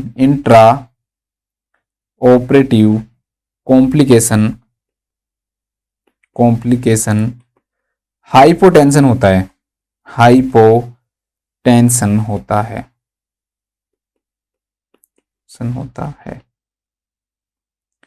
यह ब्लड वेसल्स के डायलेट होने के कारण होता है। डायलेट मैंने आपको पूरा पढ़ा रखा है, सिंपैथेटिक नर्व पैरासिम्पैथेटिक, ठीक है। आप उसमें ये मत होना कि कंफ्यूज सर आप बता नहीं रहे हैं ना, पूरा मैंने आपको समझा रखा है। ब्लड वेसल्स के डायलेट होने के कारण होता है, होने के कारण होता है। मैंने ट्रिक भी बताई थी आपको कि बस 2-3 चीजों को छोड़ के सिंपैथेटिक नर्वस सिस्टम हर चीज को क्या कर रहा है, स्टिमुलेट कर रहा है। किस प्रकार से कर रहा है तो वो सब समझना है। स्टिमुलेट होने का मतलब क्या चीजें बढ़ाएगा, क्या कम करेगा, तो वो सब चीजें बता देना आप मुझे। इसके बाद हम नेक्स्ट क्वेश्चन देखते हैं।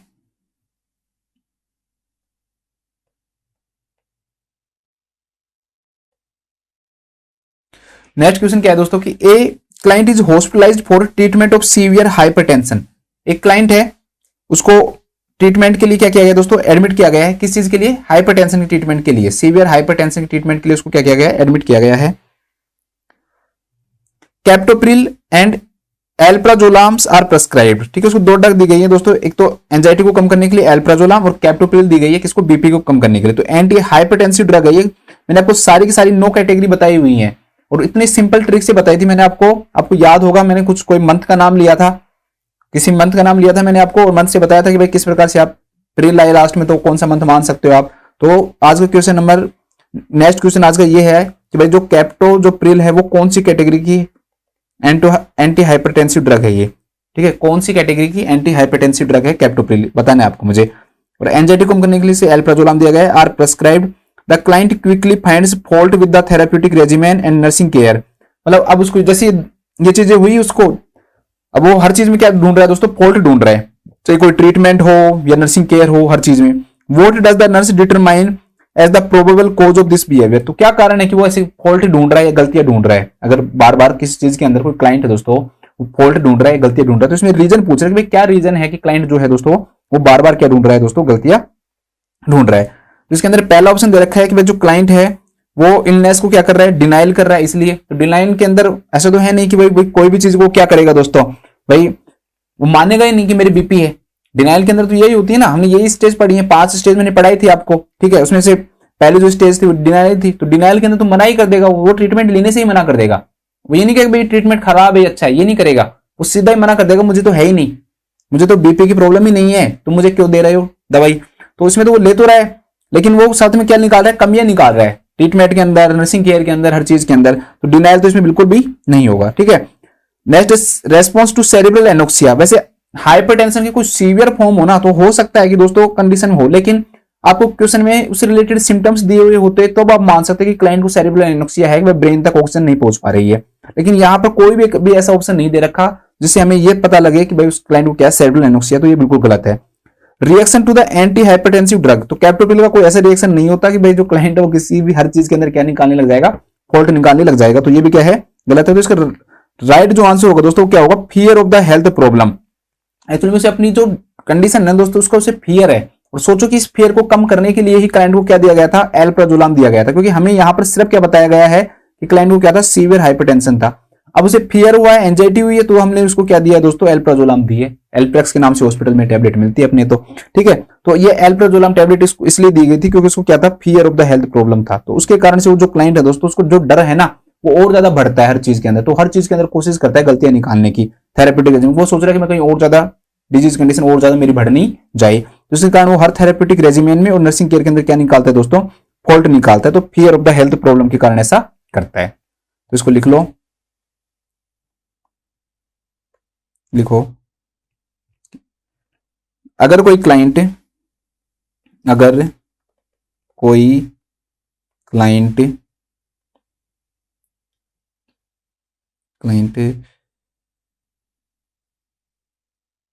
बार बार बिना किसी कारण, देखो एक तो रीजन हो, मान लो आप गलती कर रहे हो और फिर करे, फिर आप कहोगे नहीं भाई इसको तो फियर है, तो बार बार बिना किसी कारण के, ये जरूर लिखना, बार बार बिना किसी कारण के ट्रीटमेंट एंड नर्सिंग केयर में फॉल्ट निकालता है, फॉल्ट ढूंढता है या फॉल्ट निकालता है, तो यह उसके इलनेस के फियर के कारण हो सकता है, फियर के कारण हो सकता है। ठीक है, हो सकता है कि उसकी डिजीज कंडीशन के फीवर के कारण हो। मैं हाइपरटेंशन यहाँ पर और कुछ तो नहीं बता पा रहा, लेकिन जब हम हर चीज पढ़ते ही हैं तो एक इंपॉर्टेंट चीज मैं यहाँ पर बताऊंगा आपको। अमेरिकन हार्ट एसोसिएशन है ना, थोड़ा सा बीपी को क्लासिफाइड कर रखा है, तो वो मैं बता देता हूँ अमेरिकन हार्ट एसोसिएशन के अकॉर्डिंग। बहुत इंपॉर्टेंट है ये, थोड़ा सा देख लेना ना, क्योंकि आप सोचोगे ना जो चीज नहीं सोचते। ज्यादातर हम क्या पढ़ते हैं बीपी कि भाई 140/90 से अगर बीपी ज्यादा है तो वो क्या कहलाता है दोस्तों, हाइपरटेंशन कहलाता है। लेकिन अमेरिकन हार्ट एसोसिएशन ने क्या, उसके थोड़े से सिस्टम बांट रखे, अलग अलग तरीके से कर रखा है उसने क्या बांट रखा है, मैंने उनकी साइड से देखा ये, तो हो सकता है क्वेश्चन पूछ ले। उन्होंने बताया कि नॉर्मल जो बीपी होता है ना, उसमें सिस्टोलिक जो बीपी है वो 120 से कम होगा, और डायस्टोलिक जो बीपी है ना दोस्तों वो कितने से कम रहेगा, 80 से कम रहेगा। ठीक है, सिस्टोलिक बीपी नॉर्मल 120 से कम रहेगा, और डायस्टोलिक बीपी कितने से कम रहेगा दोस्तों, 80 से कम रहता है। तो ये माना है उन्होंने। इसके बाद में नेक्स्ट आता है दोस्तों एलिवेटेड। दूसरी जो कैटेगरी दी है उन्होंने वो एलिवेटेड की दी है कि भाई बीपी बढ़ा हुआ। तो बढ़ने का मतलब क्या हुआ, थोड़ा सा बढ़ेगा। तो उन्होंने बोला कि सिस्टोलिक जो बीपी है ना, एलिवेटेड बीपी कहलाएगा अगर किसी का सिस्टोलिक बीपी 120 से 129 है। जबकि अपन हॉस्पिटल में तो नॉर्मली मानते हैं ना इसको, लेकिन भाई हॉस्पिटल वाला क्वेश्चन तो नहीं बनेगा। क्वेश्चन तो अमेरिकन हार्ट एसोसिएशन के अकॉर्डिंग मान लो ऐसे बने, एलिवेटेड बीपी कितना होता है, तो आप सिस्टोलिक बीपी कितना बताओगे, 120 से 129 बताओगे। और डायस्टोलिक जो बीपी है ना दोस्तों, वो तो वो सेम ही मानेंगे, इसमें भी कितना 80 ही मानेंगे, हम 80 ही मानेंगे। तो नॉर्मल और एलिवेटेड दो हो गए, ध्यान रखना। इसमें आप मान लेना 120/80 है, ठीक है, 120/80 है, मतलब उससे कम है। यहाँ पर 120 to 129 हो गया अभी, ये थोड़ा सा देख लेना, ठीक है। 120 से 129 हो गया, और यहाँ पर कितना हो गया दोस्तों, 80 हो गया। फिर उन्होंने नेक्स्ट बांट रखा स्टेज फर्स्ट। तो ये थोड़ा सा अलग क्लासिफिकेशन, इसलिए मैं आपको बता रहा हूं कि आप लोग कहीं गलती ना करो, आपको ये नहीं लगे कि सर ये तो वही है। तो यहां पर उन्होंने लिया है 130 से लेकर और 139 mmHg। ठीक है, अगर किसी का बीपी मान लो सिस्टोलिक जो है दोस्तों वो 130 से 139 है, और डायस्टोलिक जो बीपी है दोस्तों वो 80 से 89 है। तो उस कंडीशन के अंदर उसे हम किस नाम से जानेंगे, स्टेज फर्स्ट हाइपरटेंशन के नाम से जानेंगे। जबकि हम तो 140 से ज्यादा मानते हैं, तो इसलिए इसको थोड़ा सा क्या रख लेना, याद रख लेना। नेक्स्ट आता है दोस्तों स्टेज सेकंड। नेक्स्ट क्या आता है, स्टेज सेकंड आता है। स्टेज सेकंड के अंदर बीपी 139 है, तो इससे ज्यादा कितना हो गया, 140 हो गया। तो जो बीपी है दोस्तों क्या तो 140 हो जाएगा, या फिर इससे क्या हो जाएगा, ज्यादा हो जाएगा। ठीक है, सिस्टोलिक बीपी। और डायस्टोलिक जो है दोस्तों वो 90 या इससे ज्यादा हो जाएगा, 90 या इससे ज्यादा हो गया। तो ये क्या हो जाएगा दोस्तों, स्टेज सेकंड हो जाएगा। और लास्ट क्या बच गया भाई, हाइपरटेंशन की एक लिमिट ही पार हो गई, तो क्या हो गया, हाइपरटेंसिव क्राइसिस हो गया। ठीक है, इधर लिखा देता हूं मैं। नेक्स्ट है दोस्तों hypertensive crisis.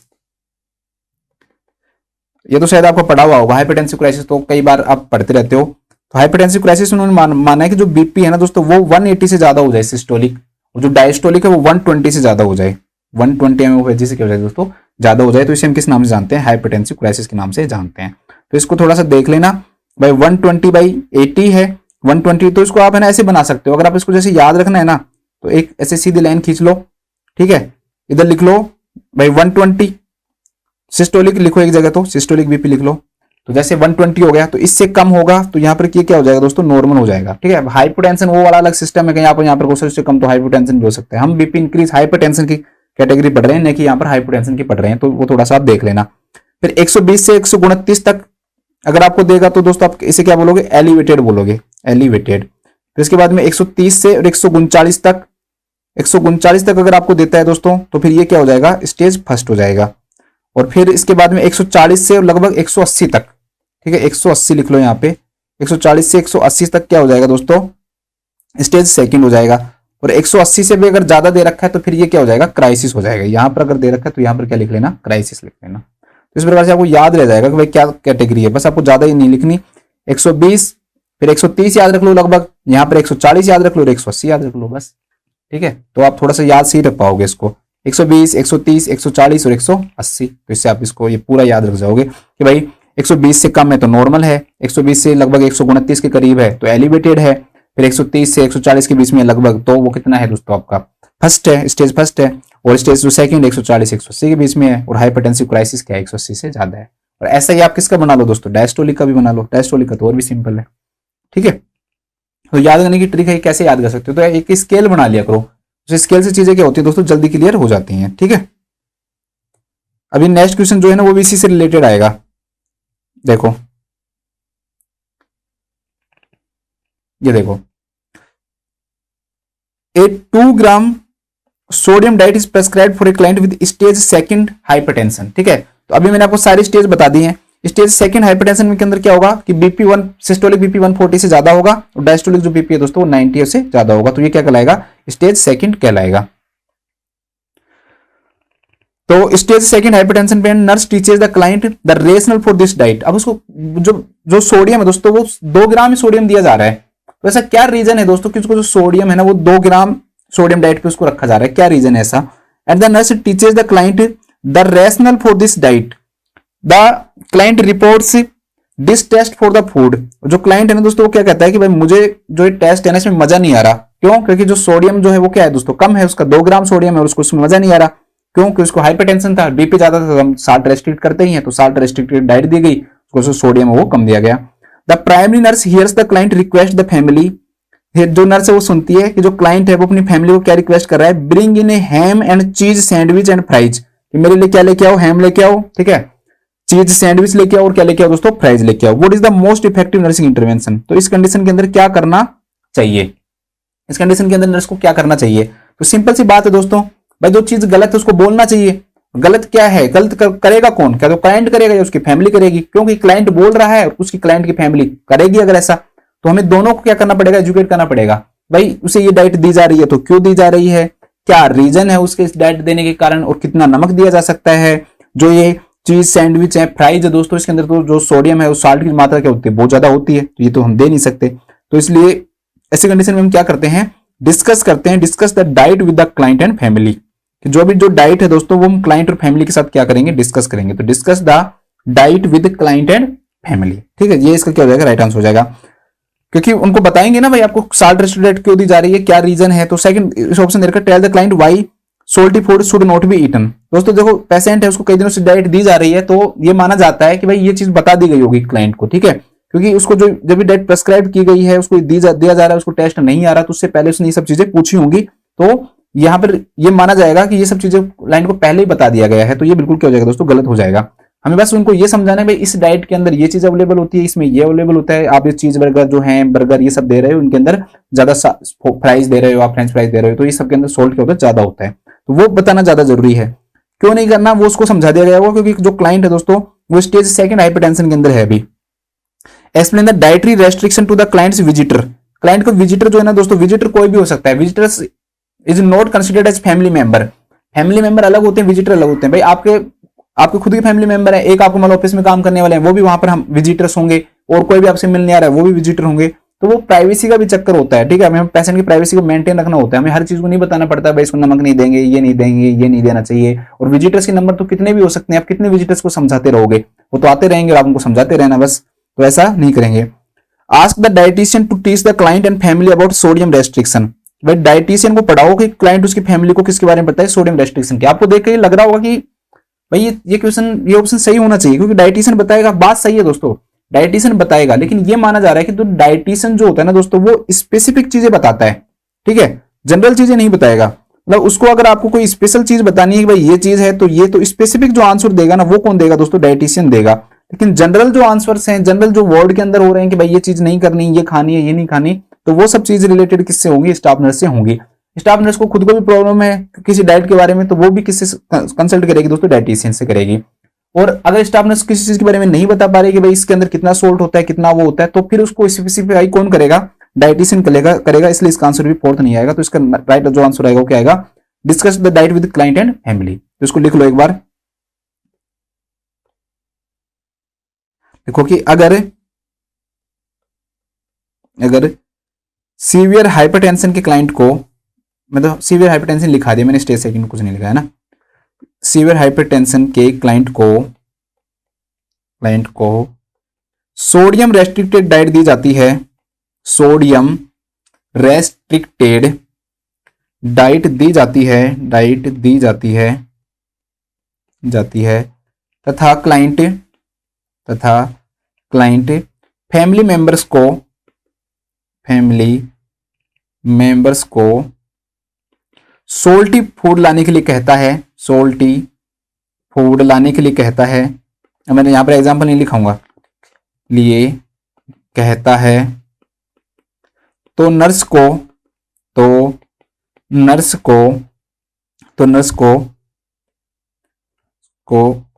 Client and family के साथ क्लाइंट एंड फैमिली के साथ डाइट डिस्कस करनी चाहिए, डाइट डिस्कस करनी चाहिए, डाइट डिस्कस करनी चाहिए। ठीक है, थोड़ा सा एक चीज और बताता हूं मैं आपको ना, सोडियम से रिलेटेड बताता हूं कि भाई डब्ल्यूएचओ क्या कहता है। डब्ल्यूएचओ के अकॉर्डिंग क्या कहता है डब्ल्यूएचओ ये कहता है दोस्तों कि अगर आपको सोडियम देना है ना, तो जो सोडियम है वो लिखा है, सिर्फ सोडियम लिखा है ना, तो लेस देन 2000 ग्राम देंगे हम। ठीक है, सॉरी मिलीग्राम, ग्राम थोड़ी हो गया, 2 ग्राम हो गया, 2000 ग्राम तो 2 किलो हो गया, मिलीग्राम पर डे। ठीक है, डब्ल्यूएचओ ये क्या कहता है कि भाई 2000 मिलीग्राम पर डे से कम हमें क्या देना चाहिए दोस्तों, सोडियम देना चाहिए।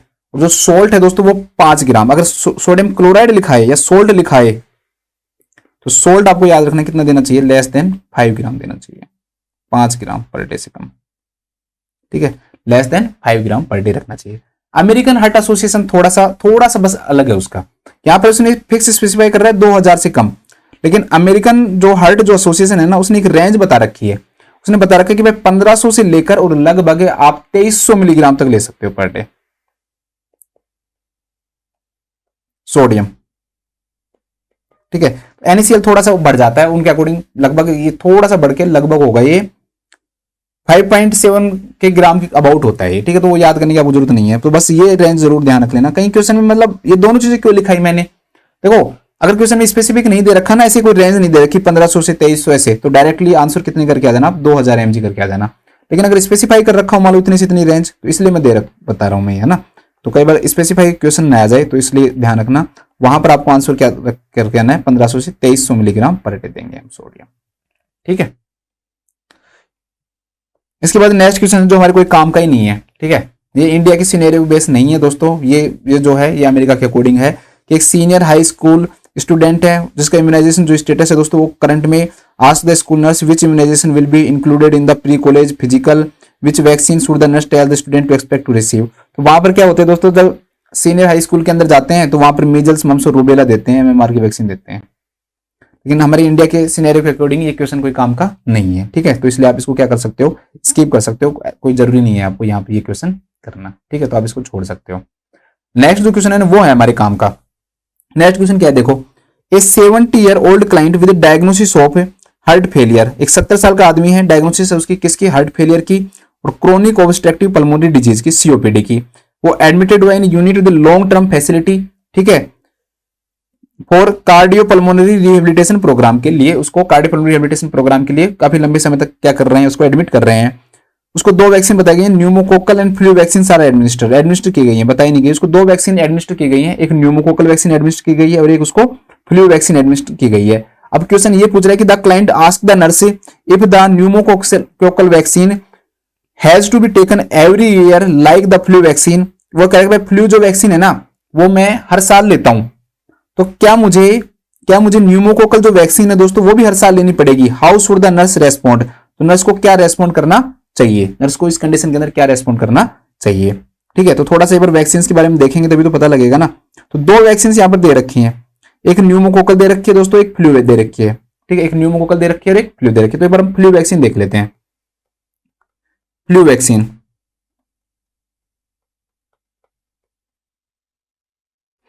फ्लू जो वैक्सीन है वो कम से कम कितने एज के बच्चे को दी जाती है, सबसे पहला क्वेश्चन तो ये आता है। तो कम से कम मोर देन 6 मंथ का बेबी होना चाहिए दोस्तों।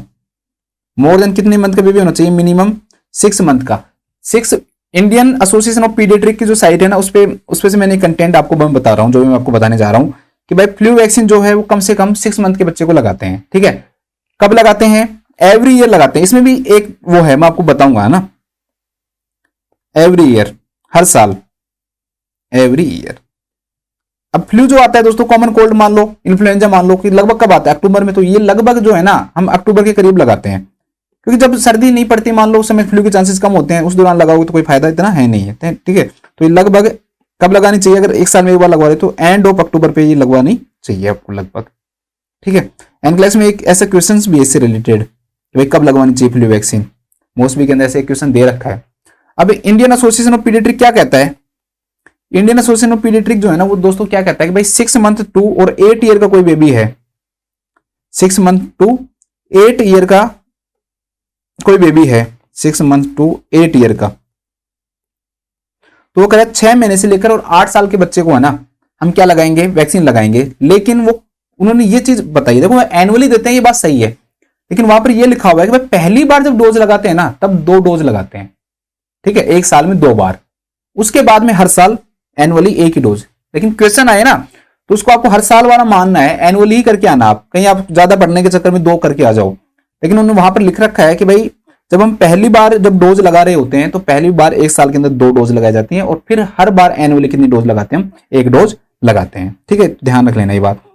6 मंथ टू 8 ईयर का बेबी है, 2 डोज लगाई जाएगी पहली बार में, उसके बाद एनुअली 1 डोज दी जाती है, ठीक है। तो लिख लो 2 dose first time, 2 dose first time मतलब कि बाई एनुअल हो गया,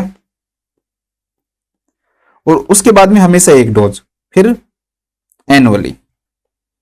लेकिन फिर भी दोस्तों मैं कहना चाह रहा हूं कि आप लोग कंफ्यूज मत हो जाना, अगर आपको एग्जाम में नहीं दे रखा ना तो आप इसको एनुअली ही करके आना, कहीं ज्यादा पढ़ने के चक्कर में गलत करके आ जाओ आंसर, ठीक है। वहां ज्यादा क्योंकि पढ़ी जाती है ज्यादातर ये एनुअली, लेकिन उस साइड पे अच्छे से लिखा हुआ है कि भाई 2 डोज देंगे हम, जब फर्स्ट टाइम जब हम लगाते हैं तो कितनी डोज देते हैं दोस्तों, 2 डोज लगाते हैं। तो ये थोड़ा सा क्या रख लेना, ध्यान रख लेना। इसके अलावा आपको क्या याद रखना है, कितने ml देते हैं, तो 0.5 ml देते हैं, कितने देते हैं, 0.5 ml देते हैं। माइक्रोग्राम में भी लिखा हुआ है वहां पे 15 माइक्रोग्राम देते हैं, अगर माइक्रोग्राम पूछ लेते हैं तो 15 माइक्रोग्राम देते हैं। और कैसे देते हैं दोस्तों, IM देते हैं। कैसे देते हैं ये डोज, हम IM देते हैं। इसके ना एक और आती है दोस्तों, एक जो आती है वो कौन सी आती है, इंट्रानेजल आती है, ठीक है। जो ये वाली जो मैं बता रहा हूं जो IM दी जा रही है ना, ये तो कैसी हो गई, किल्ड हो गई, ये तो कैसी हो गई, किल्ड हो गई। लेकिन एक आती है इंट्रानेजल, तो इंट्रानेजल वाली पूछ ले अगर आपसे इन्फ्लुएंजा वैक्सीन इंट्रानेजल वाली पूछ ले तो ध्यान रख लेना, इंट्रानेजल आती है लाइव। इंट्रानेजल अगर इन्फ्लुएंजा वैक्सीन पूछ ले दोस्तों आपसे कि इंट्रानेजल इन्फ्लुएंजा वैक्सीन कौन सी टाइप की वैक्सीन है, तब इसका आंसर क्या आ जाएगा दोस्तों, लाइव वैक्सीन आ जाएगा। तो थोड़ा सा ये भी ध्यान रख लेना, ये क्वेश्चन भी वो पूछ सकता है कि भाई इंट्रानेजल जो वैक्सीन आती है वो कौन सी आती है दोस्तों, लाइव वैक्सीन आती है, ठीक है। थोड़ा सा देख लेना इसको, ठीक है। इसके बाद हम नेक्स्ट देखते हैं, दूसरी वैक्सीन देखते हैं, ठीक है। ये हो गई आपकी पहली वैक्सीन, फ्लू वैक्सीन करवा दी मैंने। ये थोड़ा सा न्यूमोकोकल वैक्सीन के बारे में देख लेते हैं। न्यूमोकोकल थोड़ी सी टफ भी पड़ती है ना, न्यूमोकोकल के बारे में देख लेते हैं एक बार। न्यूमोकोकल, न्यूमोकोकल है ना 2 फॉर्म में अवेलेबल होती है। न्यूमोकोकल जो है दोस्तों वो 2 फॉर्म के अंदर क्या होती है, आपकी अवेलेबल होती है, ठीक है। 2 फॉर्म कौन कौन सी होती है, एक जो फॉर्म होती है दैट इज PPSV। बहुत अच्छी बात है कि इनकी फुल फॉर्म ऐसी है कि आपको चीजें क्या हो जाएंगी दोस्तों, खुद ही याद हो जाएंगी, ठीक है। न्यूमोकोकल कॉन्जुगेटेड वैक्सीन, ये यहां पर क्या हो गया दोस्तों कि भाई न्यूमोकोकल तो है ही ये, लेकिन साथ में क्या है, ये पॉलीसैकेराइड है। तो 2 इसकी फॉर्म अवेलेबल होती है आपकी, एक तो आपकी अवेलेबल होती है कौन सी, न्यूमोकोकल पॉलीसैकेराइड वैक्सीन, और एक है न्यूमोकोकल कॉन्जुगेटेड वैक्सीन। पहला क्वेश्चन डायरेक्टली बनेगा भाई कौन सी टाइप की वैक्सीन, तो ये सब यूनिट टाइप की वैक्सीन है दोनों ही। कौन सी टाइप की है, सब यूनिट टाइप की वैक्सीन है ये। लेकिन फिर भी और ज्यादा डिटेल में आए तो PPSV पूछ ले तो कौन सी टाइप की है, तो पॉलीसैकेराइड है ये। PPSV क्या है, polysaccharide, pneumococcal polysaccharide vaccine, pneumococcal polysaccharide vaccine, right vaccine. और दूसरी जो आती है दोस्तों आपकी वो आती है PCV। इसको वैसे फुल फॉर्म होती है इसकी PCV13, क्योंकि इसके अंदर जो इन्फ्लुएंजा वायरस है उसके स्ट्रेन यूज किए जाते हैं, तो उस हिसाब से इसमें 13 यूज किए जाते हैं। इसको बोलते हैं 23, तो इसके अंदर कितने किए जाते हैं दोस्तों, 23 यूज किए जाते हैं, ठीक है। अभी मैं समझा दूंगा कि भाई दोनों अलग अलग क्यों है ये। तो ये हो गई दोस्तों न्यूमोकोकल कॉन्जुगेटेड वैक्सीन, है दोनों ही सब यूनिट के टाइप, ध्यान रखना, pneumococcal conjugated vaccine, conjugated vaccine. तो पहला क्वेश्चन तो यहीं से बनेगा कि ये कौन सी टाइप की कॉन्जुगेटेड है, ये कौन सी है, पॉलीसैकेराइड है। एक क्वेश्चन अगर डायरेक्टली पूछ ले तो भाई न्यूमोकोकल वैक्सीन कौन सी होती है, तो दोस्तों वो सब यूनिट होती है। तो ज्यादातर दोस्तों जो भाई बच्चों को लगाई जाती है ना, वो जैसे इम्यूनाइजेशन शेड्यूल के अकॉर्डिंग पूछ ले, ये पूछ ले भाई नेशनल इम्यूनाइजेशन शेड्यूल के अकॉर्डिंग कौन सी लगाई जाती है, या फिर वो आपसे ये पूछ ले कि भाई बच्चों को कौन सी लगाई जाती है दोस्तों, तो उसके अंदर क्या आएगा, PCV13 लगाते हैं लेस देन 2 ईयर को। और मोर देन 2 ईयर मान लो, या रिस्की मान लो, जो रिस्क वाले जो लोग होते हैं ना उनको, ठीक है, जिसके अंदर रिस्क होता है न्यूमोनिया का होने का, उनको हम कौन सी देते हैं? जैसे ओल्ड एज के क्लाइंट हो गए तो उनको कौन सी देंगे दोस्तों? हम उनको न्यूमोकोकल देंगे हम उनको, ठीक है। एक और चीज ध्यान रखना, ये वाली जो वैक्सीन है PPSV जो 23 है ना, ये एक नाम से और मिलती है, न्यूमोवैक्स के नाम से मिलती है, न्यूमोवैक्स। और जो न्यूमोकोकल कॉन्जुगेटेड जो वैक्सीन है दोस्तों, ये मिलती है प्रेवनार नाम से, प्रेवनार, PREVNAR, ठीक है। तो 2 क्वेश्चन ये बन रहे हैं, ध्यान रख लेना इनको थोड़ा सा, कि भाई न्यूमोवैक्स के नाम से कौन सी है और प्रेवनार के नाम से कौन सी होती है, ठीक है। तो ये इस प्रेवनार नाम से आपको मिलती है, याद हो जाए तो ठीक है, नहीं तो छोड़ देना यहाँ तो, लेकिन ये जरूर ध्यान रख लेना कि इसकी फुल फॉर्म क्या है, इसकी फुल फॉर्म क्या है। ज्यादातर बच्चों के अंदर कौन सी दी जाती है, और अगर कोई रिस्क पे हो कि भाई इसको न्यूमोनिया होने का क्या हो दोस्तों, रिस्क हो, या फिर ऐसे पूछ ले कि हेल्दी चिल्ड्रन भी पूछ सकता है यहाँ पे वो, कि भाई हेल्दी जो चिल्ड्रन होते हैं दोस्तों उसको कौन सी दी जाती है, तो ऐसे भी क्वेश्चन आ सकता है कि भाई हेल्दी जो चिल्ड्रन है उसको कौन सी वैक्सीन दी जाती है। तो आपसे ये भी पूछ सकता है भाई हेल्थी चिल्ड्रन को आप कौन सी वैक्सीन दोगे, ठीक है। तो इस प्रकार भी। अब देखो दोस्तों, जैसे मान लो इधर ही लिख ही लो आप, ठीक है, न्यूमोकोकल पॉलीसैकेराइड वैक्सीन, और यहां पर न्यूमोकोकल कॉन्जुगेटेड वैक्सीन, ये PPSV 23 और PCV 13। देखो ऐसे भूलो भी ना तो एक चीज ध्यान रखना, PCV में कम लेटर्स आते हैं तो 13 है, और PPSV के अंदर ज्यादा लेटर्स आते हैं तो आप इसको याद रख लेना, 23 याद रख लेना, ठीक है। अब देखो भाई बच्चों के अंदर कैसे दी जाती है, बच्चों के अंदर अगर दी जाएगी दोस्तों तो एक तो दी जाएगी ये किस पे, 6 वीक पे, फिर उसके बाद देखते हैं 14 वीक के ऊपर, और फिर देते हैं हम 9 मंथ के ऊपर। कितने मंथ के ऊपर? 9 मंथ के ऊपर देते हैं। कितनी देते हैं डोज? 0.5 ml देते हैं। कैसे देते हैं दोस्तों? IM देते हैं। अब बच्चों के तो कौन से किस पे लगाया जाता है? एंट्रोलैटरल साइड ऑफ थाई पे लगाया जाता है, तो ऐसे तो कोई यहाँ पर पूछेगा नहीं, ठीक है। और लगभग दोस्तों ये लाइफ टाइम इम्यूनिटी प्रोवाइड करती है हमें। कैसे इम्यूनिटी प्रोवाइड करती है? लगभग लाइफ टाइम इम्यूनिटी क्या करती है दोस्तों? ये प्रोवाइड करती है, ठीक है। PPSV जो 23 है इसको भी 0.5 ml ही दिया जाता है, और ये IMB और कुछ सबक्यूटेनियस भी अवेलेबल है दोस्तों, तो दोनों फॉर्म याद रख लेना, IMB है और सबक्यूटेनियस भी है। ये 5 साल के लिए इम्यूनिटी प्रोवाइड करती है।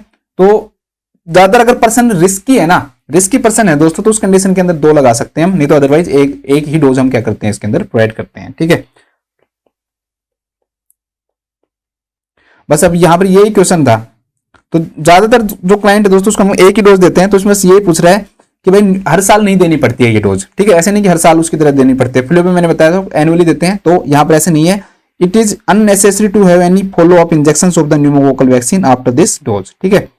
तो जनरल कंडीशन के अंदर हम एक ही डोज देते हैं। अगर इसमें क्लाइंट लिखता कि भाई हाई रिस्क है इस प्रकार से, तो फिर हम हो सकते थे कि 5 साल के बाद, तो काफी लंबा पीरियड हो गया, तो अभी तो फॉलो अप तो ऐसे कहेंगे नहीं उसको कि भाई 5 साल के बाद डायरेक्टली फॉलो अप करना, तो सिंगल ही डोज देंगे हम उसको, जब तक कि हमें ये नहीं दे रखा हो कि भाई ये रिस्की केस है, ठीक है। तो ये इसका आंसर क्या आएगा कि भाई फ्लू वैक्सीन की तरह इसमें बार बार डोज नहीं देनी पड़ती है, तो लिख लो। और बाकी के ऑप्शन भी देख लो क्या दे रखा है। एक ऑप्शन क्या कर रहा है, you need to receive the pneumococcal vaccine every other year, एक साल छोड़कर एक साल, ऐसा नहीं है, मैंने आपको बता दिया। सेकंड दे रखा है the pneumococcal vaccine should be received in early Ottoman every year, ये गलत है, हम अक्टूबर के मंथ तक इसको देते हैं लगभग, और हर साल नहीं देते, वो वैसे गलत हो गई। You should get the flu and pneumococcal vaccine at your annual physical examination, हर साल देनी चाहिए, नहीं, फ्लू वैक्सीन हर साल देते हैं, ये नहीं देते हैं हर साल, ठीक है, ये ध्यान रख लेना। तो इसको अब लिख लो, अगर देनी भी है ना तो कम से कम 5 साल का गैप होना चाहिए, ध्यान रखना, ठीक है। देनी भी है तो 5 साल का गैप होना चाहिए, तो लिख लो न्यूमोकोकल वैक्सीन, न्यूमोकोकल वैक्सीन की इम्यूनिटी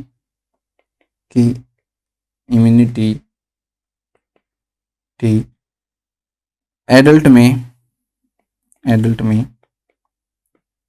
लगभग 5 साल तक रहती है, लगभग 5 साल तक रहती है, और 5 साल तक इसे, और बच्चों के लिए नहीं लिख रहा हूं मैं, वहां पर मैंने आपको बता दिया है ना, और 5 साल तक इसे रिपीट करने की जरूरत नहीं पड़ती, इसे रिपीट करने की जरूरत नहीं पड़ती, 5 साल तक रिपीट करने की कोई जरूरत इसके अंदर नहीं पड़ती है, ठीक है। इसके बाद देखते हैं next question.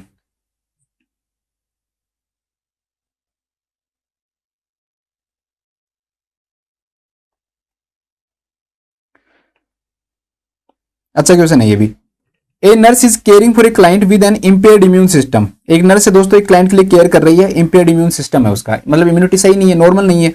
Which blood protein associated with the immune system is important for the nurse to consider. ठीक है, तो कौन सी ऐसी प्रोटीन है दोस्तों जो कि इम्यूनिटी के साथ क्या होती है, कंसीडर होती है। तो अब सबको पता है कि भाई एक देखो, एक ब्लड के अंदर एल्ब्यूमिन है, एक ग्लोबुलिन है, एक थ्रोम्बिन और एक हीमोग्लोबिन है। तो हीमोग्लोबिन का तो कोई दूर दूर तक लेना नहीं है। थ्रोम्बिन जो होती है वो क्या काम करती है, प्रोथ्रोम्बिन को थ्रोम्बिन में कन्वर्ट करती है। ठीक है, सॉरी, प्रोथ्रोम्बिन जो होता है ब्लड क्लोटिंग फैक्टर सेकंड होता है, ये किसके अंदर कन्वर्ट होता है, थ्रोम्बिन में कन्वर्ट होता है। मैं ये बताना चाह रहा था। तो ये इसका तो मेन फंक्शन किसके अंदर हो गया, ब्लड क्लोटिंग में हो गया, ब्लड क्लोटिंग में, ब्लड क्लोटिंग में। हीमोग्लोबिन का मेनली किस में फंक्शन हो गया, ऑक्सीजन ट्रांसपोर्ट के अंदर होता है, ट्रांसपोर्ट। अब दो बच गई एल्ब्यूमिन। एल्ब्यूमिन मेनली क्या बनाती है दोस्तों, हमने कई सारे क्वेश्चन पढ़े थे, ऑनकोटिक प्रेशर। क्या बनाती है, ऑनकोटिक प्रेशर। तो इस क्वेश्चन का राइट आंसर क्या हो जाएगा, ग्लोबुलिन। अब आपको नाम याद करने की जरूरत क्या है भाई, मैंने आपको बताया हुआ है कि भाई प्रोटीन जो होती हैं, सर इस बारे में हमने एक बार डिस्कस किया हुआ है ना, कि ग्लोबुलिन मतलब इम्यूनोग्लोबुलिन। ग्लोबुलिन का मतलब क्या हो गया, ग्लोब्यूलिन मतलब कि इम्यूनोग्लोबुलिन। तो दोस्तों इम्यूनोग्लोबुलिन ही हमारी बॉडी की क्या होती हैं, एंटीबॉडी होती हैं। और अगर एंटीबॉडी ही होती हैं तो ये एंटीबॉडी ही क्या बनाएंगी दोस्तों, हमारी बॉडी की इम्यूनिटी बनाएंगी। ये एंटीबॉडी हमारी बॉडी की क्या बनाती है दोस्तों, इम्यूनिटी बनाती है। तो भाई ग्लोबुलिन इम्यूनिटी बनाने में उनका हेल्प हुआ है या नहीं हुआ, ठीक है, हुआ ना। ब्लड के अंदर मेनली 3 प्रकार की प्रोटीन पाई जाती हैं। एक पाई जाती है आपकी एल्ब्यूमिन, एक होती है ग्लोबुलिन और तीसरी पाई जाती है फिब्रिनोजन। ठीक है, यही पता है ना आपको। देखो हम कैसे पढ़ते हैं भाई, ब्लड के अंदर अगर हम देखें तो 2 भागों में बांटते हैं। एक हम बांटते हैं ब्लड को प्लाज्मा में और दूसरा हम बांटते हैं सेल्स में। और प्लाज्मा के अंदर उसको आगे डिवाइड करते हैं। ठीक है, जैसे वाटर हो गया, ये हो गया, वो छोड़ो। अब मेन हम प्रोटीन की बात कर रहे हैं यहां पे हम। तो प्रोटीन की बात करें तो मेनली 3 प्रोटीन होती हैं इसके अंदर, एक एल्ब्यूमिन, दूसरी होती है ग्लोबुलिन और तीसरी कौन सी होती है आपकी, फिब्रिनोजन। फिब्रिनोजन। ध्यान रखना एक चीज और बताना चाहता हूं कि सीरम जो होता है ना, सीरम में प्लाज्मा में क्या डिफरेंस होता है, ये क्वेश्चन आया हुआ एक बार इसलिए बता रहा हूं। अगर हम प्लाज्मा में से फिब्रिनोजन को निकाल देना तो वो सीरम कहलाता है, प्लाज्मा माइनस फिब्रिनोजन। अगर हम प्लाज्मा में से फिब्रिनोजन को बाहर निकाल दें तो वो क्या कहलाता है दोस्तों, सीरम कहलाता है। ठीक है, तो ये क्वेश्चन एक बार आया हुआ है जब मैं आपको बता रहा हूं। अब मैं आपको ये बताना चाह रहा हूं भाई, इम्यूनोग्लोबुलिन का जो फॉर्मेशन है ना वो कैसे होता है। एक बार मैंने आपको उसमें बताया था, ये टेलीग्राम जो ग्रुप है ना उसके अंदर मैंने आपको ये समझाया था कि भाई किस प्रकार से फॉर्मेशन होता है। तो आपको इसको याद रखना है। देखो फिटस जो होता है ना, वहां पर मैंने आपको वॉइस मैसेज में भेजा था, थोड़ा सा इसको समझा देता हूं। फिटस के अंदर जो बोन मैरो जो होती है ना, बोन मैरो, इनके द्वारा फॉर्मेशन होता है किसका, लिम्फोसाइट का, लिम्फोसाइट। अब 2 प्रकार की लिम्फोसाइट होती हैं दोस्तों, एक बी लिम्फोसाइट और एक क्या होती है दोस्तों, टी लिम्फोसाइट। दोनों ही लिम्फोसाइट का फॉर्मेशन किसके अंदर होता है, बोन मैरो में होता है। लेकिन इनका डिफरेंशिएशन, क्योंकि आगे जाके भी क्या होती है दोस्तों, क्लासिफाई होती है, तो इनका डिफरेंशिएशन ये प्रोसेसिंग किसके अंदर होगा, तो टी लिम्फोसाइट का किसमें होगा, T4 क्या होगा दोस्तों, थाइमस में हो गया। ठीक है, T4 किसमें हो गया, थाइमस के अंदर हो गया। और बी लिम्फोसाइट का ध्यान रखना, जब एम्ब्रियो रहता है उस दौरान तो किसमें होता है, या फिटस जो होता है, फिटल लाइफ के अंदर तो किसमें होता है, लीवर में होता है, और बाद में किसमें होता है, बोन मैरो में। तो बोन मैरो तो सब बच्चे जानते हैं, लेकिन फिटल लाइफ के दौरान लीवर में भी होता है, ये बहुत कम बच्चे जानते हैं, थोड़ा सा इसका क्या रखना, ध्यान रखना। अब ये आगे क्या होती है दोस्तों, डिवाइड होती है, उसे हम बोलते हैं डिफरेंशिएशन। ये डिफरेंशिएशन कहां होता है, टी लिम्फोसाइट का थाइमस में होता है और इनका लीवर और बोन मैरो के अंदर होता है। ठीक है, जन्म के बाद बोन मैरो, जन्म के बाद बोन मैरो में होता है। तो उसे हम किस नाम से जानते हैं, डिफरेंशिएशन के नाम से या प्रोसेसिंग के नाम से जानते हैं। अब देखो जैसे कि भाई टी लिम्फोसाइट है, वो आगे डिफरेंशिएट होगी, तो आगे डिफरेंशिएट होकर आपको पता है जैसे CD4 सेल मतलब हेल्पर सेल बनाती है, या फिर CD8 सेल साइटोटॉक्सिक सेल बनाती है। ठीक है, साइटोटॉक्सिक सेल बनाती है। इसके अलावा टी सुप्रेसर सेल बनाती है और एक मेमोरी सेल बनाती है, टी सुप्रेसर सेल और मेमोरी सेल। तो मैं ये कहना चाह रहा हूं दोस्तों, ठीक है, इधर आप समझ लेना, इसको मेमोरी है ये, कि पहले सिर्फ टी लिम्फोसाइट थी, लेकिन इसका भी आगे क्लासीफाई हुआ, तो इसे हम किस नाम जानते हैं, डिफरेंशिएशन के नाम से या प्रोसेसिंग के नाम से जानते हैं। तो ये जो चीज जो होती है ना वो कहां होती है, थाइमस के अंदर होती है। यहां पर ये है बी लिम्फोसाइट, लेकिन आगे और बढ़ेगी किसमें, प्लाज्मा सेल में और मेमोरी सेल में। किसमें, प्लाज्मा सेल्स में और मेमोरी सेल्स में, प्लाज्मा सेल्स में और मेमोरी सेल्स में।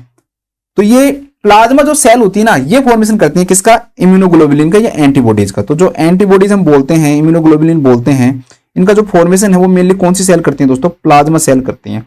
तो देखो क्वेश्चन ऐसे बन सकता है, बस सिंपल सा लिखा हुआ सकता है, कौन, प्लाज्मा सेल, सबसे बेटर आंसर, सबसे बेस्ट आंसर। लेकिन अगर ऑप्शन में प्लाज्मा सेल नहीं आए तो बी लिम्फोसाइट, और बी लिम्फोसाइट भी नहीं आए तो लिम्फोसाइट, बस सिंपल सी बात है, ऐसे ही आएगा ना।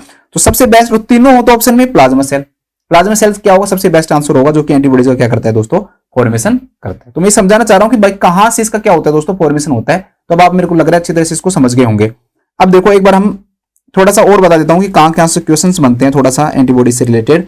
जब गामा ग्लोबुलिन आ ही गया तो उस बारे में थोड़ा सा क्या करते हैं, हम डिस्कस करते हैं। एंटीबॉडी जो होती है दोस्तों, जो इम्यूनोग्लोबुलिन होती है, इनको हम गामा ग्लोबुलिन के नाम से भी जानते हैं, इम्यूनोग्लोबुलिन। तो इम्यूनोग्लोबुलिन जो होती है दोस्तों, वो 5 प्रकार की होती हैं। आप लोग यही पढ़ते हो भाई, IgG, IgA, IgM, IgD और IgE, ये तो पढ़ते हो ना। कुछ बच्चे इसको ऐसे याद करते हैं GAMED, ठीक है। मैं फिर भी कहूंगा कि आपको मैंने जो सीक्वेंस बता रखा है ना उस प्रकार से याद रखो, तो 1-2 क्वेश्चन सोल्व होंगे आपके। GAMDE, गम दे, ठीक है, गेम्ड की जगह गम दे याद रखना, क्योंकि 1-2 क्वेश्चंस डायरेक्टली हमारे क्या हो जाएंगे, इससे सोल्व हो जाएंगे। तो GAMD और E। पहला क्वेश्चन आता है कि भाई मोस्ट, चलो आगे बता दूंगा, वैसे मोस्ट कॉमन कौन सा होता है, तो ये आप सबने पढ़ा होगा कि IgG जो होता है दोस्तों, क्या होता है, मोस्ट कॉमन होता है। देखो सिंपल 2-3 क्वेश्चन बनते हैं। एक तो दोस्तों की जो लोकलाइज्ड जो डिफेंस मैकेनिज्म बनाता है किसके अंदर, सीक्रेशंस के अंदर। हमारे सीक्रेशंस के अंदर मेनली कौन सी प्रेजेंट होती है, तो वो IgA होती है। तो IgA है, उससे रिलेटेड क्या क्वेश्चन बनेगा कि ये लोकलाइज्ड डिफेंस मैकेनिज्म बनाती है सीक्रेशन, डिफेंस मैकेनिज्म, जैसे कि हमारे टीयर के अंदर प्रेजेंट होना, मिल्क के अंदर प्रेजेंट होना, ऐसी चीजें है ना। मिल्क में और भी प्रेजेंट होती है, मैं बता दूंगा अभी। तो localized defense mechanism in secretions, blood के अलावा भी तो सीक्रेशंस होते हैं ना, तो उसका जो आंसर हो जाएगा दोस्तों वो कौन सा हो जाएगा, IgA हो जाएगा, ठीक है। एक जो क्वेश्चन आता है कि तो रिसेंट इन्फेक्शन के अंदर कौन सी प्रेजेंट होती है, रिसेंट के अंदर मेनली जो रिसेंट इन्फेक्शन को शो करती है, तो रिसेंट इन्फेक्शन को जो मेनली शो करती है दोस्तों, वो शो करती है आपके IgM जो है वो किसको शो करती है, जो रिसेंट जो इन्फेक्शन है उसको शो करती है। एलर्जी वाला तो शायद सभी जानते होंगे, मुझे नहीं लगता कि कोई ऐसा बच्चा भी होगा जो एलर्जी वाला नहीं जानता होगा। तो एलर्जिक जो रिएक्शन है उसके लिए पूछे कि कौन सी एंटीबॉडी बनती है, तो एलर्जिक रिएक्शन के लिए बनती है IgE, सब बच्चे जानते हैं। तो एलर्जी के लिए क्या हो जाएगी दोस्तों, IgE। और एक ऐसी एंटीबॉडी होती है दोस्तों जो एंटीजन को क्या करती है, पहचानती है, रिकॉग्नाइज करने का काम करती है, ठीक है। वो कौन सी होती है, IgD। IG जो D है ये क्या काम करती है दोस्तों, रिकॉग्नाइजेशन ऑफ एंटीजन करती है। तो ये भी क्वेश्चन बनता है, ध्यान रखना, रिकॉग्नाइजेशन ऑफ एंटीबॉडीज, एंटीबॉडी, ठीक है। जब आप पढ़ते हो कॉम्प्लीमेंट्री जो सिस्टम आता है ना दोस्तों, वो उसके लिए 2 एंटीबॉडी जरूरी होती हैं, एक तो एक IgG और एक IgM। तो सिंपल सा बस एक वर्ड याद रख लेना, ज्यादा डिटेल में मत जाओ, बस सिंपल सा क्वेश्चन है कि कॉम्प्लीमेंट्री फिक्सेशन के लिए कौन सी 2 एंटीबॉडी जरूरी होती हैं, तो मेनली IgG और IG जो M है दोस्तों, that are related to complementary fixation. देखो एक बार मैं दोबारा से रिवाइज करवाता हूं, मुझे पता है थोड़ा सा टफ पड़ रहा होगा आप लोगों के लिए, लेकिन फिर से देखो भाई, जो सीक्रेशंस के अंदर प्रेजेंट होती है, लोकलाइज सीक्रेशंस के अंदर प्रेजेंट होती है, रिसेंट इन्फेक्शन को शो करने वाली होती हैं 2, और एक क्वेश्चन बन गया एलर्जी के लिए, और एक एंटीबॉडी को रिकॉग्नाइज करने के लिए, और एक कॉम्प्लीमेंट्री फिक्सेशन के लिए। तो 5 क्वेश्चन बन गए। तो सीक्रेशन से रिलेटेड क्या आएगा, IgA आएगा, रिसेंट इन्फेक्शन को शो करने वाला कौन सा आएगा, IgM आएगा, एलर्जिक रिएक्शन से रिलेटेड कौन सा आएगा, IgE आएगा, रिकॉग्नाइजेशन से वाला कौन सा आएगा, IgD आएगा, और कॉम्प्लीमेंट फिक्सेशन का अगर आपसे पूछता है दोस्तों तो उसका क्या आएगा आपका IgG और IgM, ठीक है। अब देखो, अब आपने एक चीज सोची दोस्तों, पहला क्वेश्चन मैं आपसे यही पूछूं कि भाई इनके नाम ये क्यों है, GAMED क्यों है, क्यों इनके नाम IgG, IgA, IgM, IgE और IgD है। ठीक है, D और E लिखो, ऐसे लिखो, IgD और IgE है। तो ध्यान रखना, सिंपल सा एक आंसर बनेगा कि इनके अंदर प्रेजेंट होती है हैवी चेन। वैसे हैवी चेन और लाइट चेन दोनों होती है, लेकिन जो ये नाम जो पड़ता है ना, वो किससे पड़ता है दोस्तों? हैवी चेन से होता है। मतलब इनमें जिस प्रकार की हैवी चेन पाई जाएगी उसी प्रकार इनका क्या है दोस्तों? नाम है।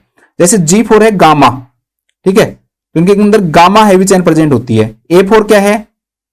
एल्फा, तो इनके अंदर क्या प्रेजेंट होती है? एल्फा प्रेजेंट होती है दोस्तों आपकी। ठीक है, एल्फा प्रेजेंट होती है, यहाँ पर गामा प्रेजेंट होती है। एम का मतलब होता है म्यू, यहाँ पर म्यू प्रेजेंट होती है, यहाँ पर डेल्टा प्रेजेंट होती है, यहाँ पर एप्सिलॉन प्रेजेंट होती है, एप्सिलॉन। ठीक है, थोड़ा सा ध्यान रख लेना, बाकी सब तो याद हो जाएंगे। G4 gamma, A4 alpha, M4 mu भी याद हो जाएगा, लेकिन ये थोड़ा सा टफ पड़ रहता है, एप्सिलॉन है ये। ठीक है, इसको थोड़ा सा याद रख लेना, एप्सिलॉन। तो ये एप्सिलॉन है, और एक थोड़ा सा म्यू देख लेना, IgM, ये क्या है? म्यू है। तो सिंपल सा पहला क्वेश्चन क्या बना दोस्तों कि इनके नाम किसके अकॉर्डिंग है? तो ध्यान रखना कि इनके जब स्ट्रक्चर पढ़ते हैं ना, तो इनके स्ट्रक्चर के अंदर क्या आता है दोस्तों? हैवी चेन आता है। वैसे अर्जुन जी ने इसके ना पूरी क्लास ले रखी है, अर्जुन सर ने, आप वहां पर जाकर देख सकते हो। TNC की जो एक्सप्रेस जो क्लासेज हैं प्लेलिस्ट में, वहां पर जाकर आप इम्यूनोग्लोबुलिन सर्च करके आप इसको क्या कर सकते हो दोस्तों? देख सकते हो। तो आप इसको, आपके बहुत अच्छी क्लास है, पूरे उसमें डिटेल में समझा रखा है, तो आप इसको डिटेल में वहां पर जाके क्या कर सकते हो? पढ़ सकते हो। नेक्स्ट क्वेश्चन बनता है दोस्तों कि भाई मोलिकुलर वेट किसका सबसे ज्यादा होता है, किसका कम होता है? तो मोलिक्यूलर वेट के अकॉर्डिंग, मोलिकुलर वेट के अकॉर्डिंग पूछता है। तो मोलिकुलर वेट के अकॉर्डिंग याद रखना, मैं हूं कहां से दोस्तों? गांव से हूं। ठीक है, मैं कहां से हूं? गांव से हूं। लेकिन गांव को थोड़ा सा उल्टा करके लिखना है, मी गांव, GAO, क्योंकि गांव तो आपको पता है गांव क्या होता है? GAO होता है। ठीक है, तो वेट वजन उठाने वाले लोग कहां के होते हैं? गांव के होते हैं। मैं कहां का हूं? गांव का हूं। तो इस प्रकार से आपको याद रखना है MEOA और G। ME मतलब कि IgM जो है दोस्तों, उसका मोलिकुलर वेट क्या होगा? सबसे ज्यादा होगा। फिर किसका होगा? IgE का होगा। फिर किसका होगा? IG, इसके बाद में IG दोस्तों O का हो, सॉरी O कहां लिख दिया मेरे को, क्या बच गया? D है ये, सॉरी GAD है ये, है ना?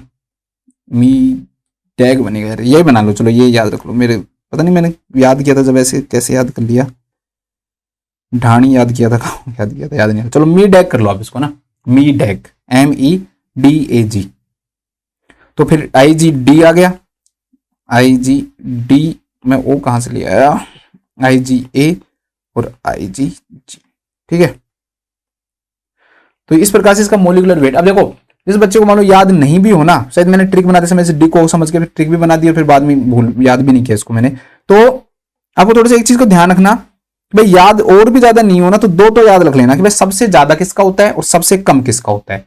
चलो और याद नहीं हो तो कम से कम दो तो याद हो आपको, हो ही ना, तो एक तो सबसे ज्यादा किसका होता है और एक सबसे कम किसका होता है। अब देखो मैंने आपको क्या कहा था दोस्तों कि इनको याद करने की जो है ना ट्रिक है ना, वो मैं बता रहा हूं उस हिसाब से याद रखना, क्योंकि उससे फायदा मिलेगा। एक क्वेश्चन आता है भाई इनकी हाफ लाइफ कितनी होती है, हाफ लाइफ, तो हाफ लाइफ का क्वेश्चन आता है, तो बस वही याद रखना है आपको, कुछ याद नहीं रखना। IgG का सबसे ज्यादा, फिर IgA का, फिर IgM का, फिर IgD का और फिर IgE का। बस देखो याद ही नहीं करना पड़ा ना, तो इस प्रकार से आप याद रखोगे तो इसमें क्या मिलेगा आपको? फायदा मिलेगा। सेम ही क्वेश्चन किसका बनेगा दोस्तों? सीरम कंसंट्रेशन का बनेगा। भाई सबसे ज्यादा कौन सी प्रेजेंट होती है, ये क्वेश्चन आए, तो क्वेश्चन आए दोस्तों मान लो सीरम कंसंट्रेशन का, तो सीरम कंसंट्रेशन का आपको कैसे याद रखना है? IgG, IgA, IgM, IgD और IgE। बस इसी प्रकार से आपको, तो सबसे ज्यादा कौन सी पाई जाती है, क्वेश्चन आए तो सबसे ज्यादा कौन सी पाई जाएगी दोस्तों? IgG पाई जाती है। और सबसे कम कौन सी प्रेजेंट होती है दोस्तों? इसके अंदर IgE प्रेजेंट होती है। यहां भी याद रखना ना, हाफ लाइफ सबसे ज्यादा किसकी होती है? IgG की होती है, और सबसे कम जो हाफ लाइफ होती है दोस्तों वो किसकी होती है? IG होती है। अब एक सबसे फेवरेट क्वेश्चन जो सबका ही होता है, हर एग्जाम के अंदर पूछा जाता है कि कौन सी एंटीबॉडी है जो कि क्रॉस कर सकती है किसको? प्लासेंटा को। तो प्लासेंटा को एक ही एंटीबॉडी क्रॉस कर सकती है दोस्तों, वो सबको पता होगा शायद इस क्वेश्चन का आंसर, तो IgG। IgG एक ऐसी एंटीबॉडी है दोस्तों जो कि इसको क्या कर सकती है? क्रॉस कर सकती है प्लासेंटा को। ठीक है, तो प्लासेंटा को यही एंटीबॉडी क्या कर सकती है? क्रॉस कर सकती है। एक क्वेश्चन और बनता है कि भाई हीट सेंसिटिविटी कौन सी है? Heat sensitivity, heat sensitivity. तो हीट सेंसिटिविटी का याद रख लेना, सारी हैं ऑल, ई भाया को छोड़ के, तो ई को छोड़ के, तो ई को मतलब except IgE, except IgE। IgE को छोड़कर दोस्तों जितनी भी जो होती है ना, वो क्या होती हैं, वो सब हीट स्टेबल होती हैं। हीट सेंसिटिविटी मतलब हीट स्टेबल लिखना, ये सारी है ना, हीट स्टेबल, हीट स्टेबल, सब हीट स्टेबल होती है। एक हीट स्टेबल नहीं होती, वो कौन सी नहीं होती दोस्तों, IgE नहीं होती। बाकी के सब क्या है, हीट स्टेबल है। सेंसिटिविटी की जगह यहाँ पर स्टेबल लिखो, हीट स्टेबिलिटी लिखो, स्टेबिलिटी। सेंसिटिविटी का मतलब तो यह हो गया हीट के प्रति सेंसिटिव है, तो वो तो IgE हो गई ना।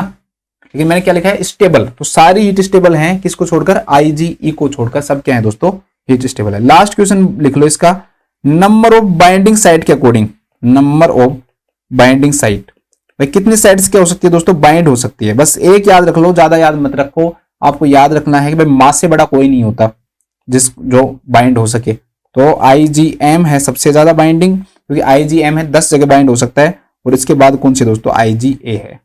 ठीक है, बस ये दो याद रख लो, IgM और IG। तो ये इनकी जो बाइंडिंग साइट के अकॉर्डिंग सबसे ज्यादा IgM है, और उसके बाद कौन सी दोस्तों आपकी IgA है। बस इतना याद रख लो, बहुत है। अब इसके बाद में हम इस क्वेश्चन को देख लेते हैं। माइक्रोबायोलॉजी थोड़ी सी टफ पड़ती है ना,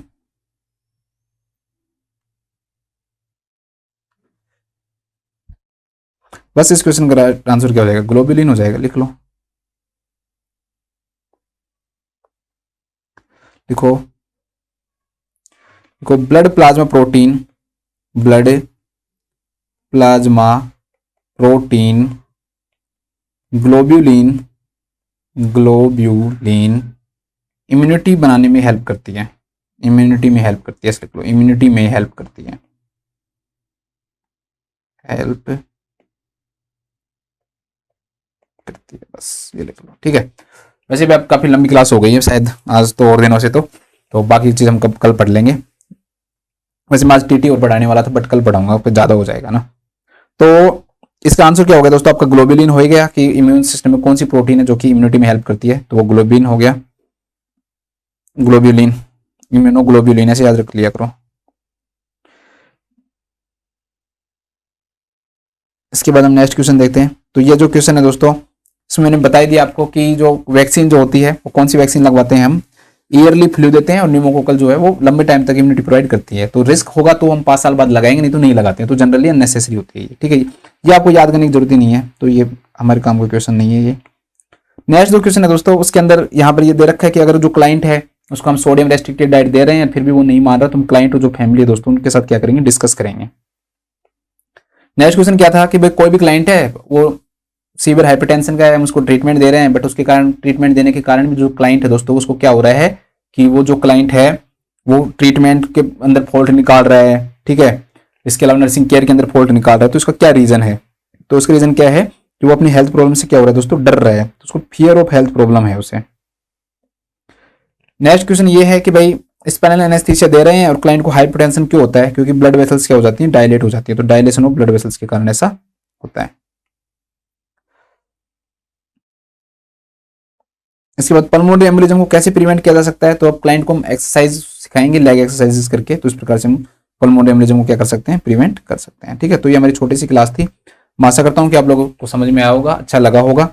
अगली जो क्लास है बहुत इंपॉर्टेंट होने वाली है, जिसमें मैं आपको टिटनस के बारे में पढ़ाऊंगा। देखो टिटनस है ना, सिर्फ कितना भी पढ़ लो, बट लोग गलती करते हैं, उनको समझ में नहीं आता कि कहाँ पर टिटनस इम्यूनोग्लोबुलिन देते हैं, कहाँ पर टिटनस वैक्सीन देते हैं, किसको टिटनस वैक्सीन देनी चाहिए, किसको टिटनस इम्यूनोग्लोबुलिन देना चाहिए। तो वो चीज क्या है, बहुत इंपॉर्टेंट है, तो उस चीज को हम पढ़ेंगे, है ना।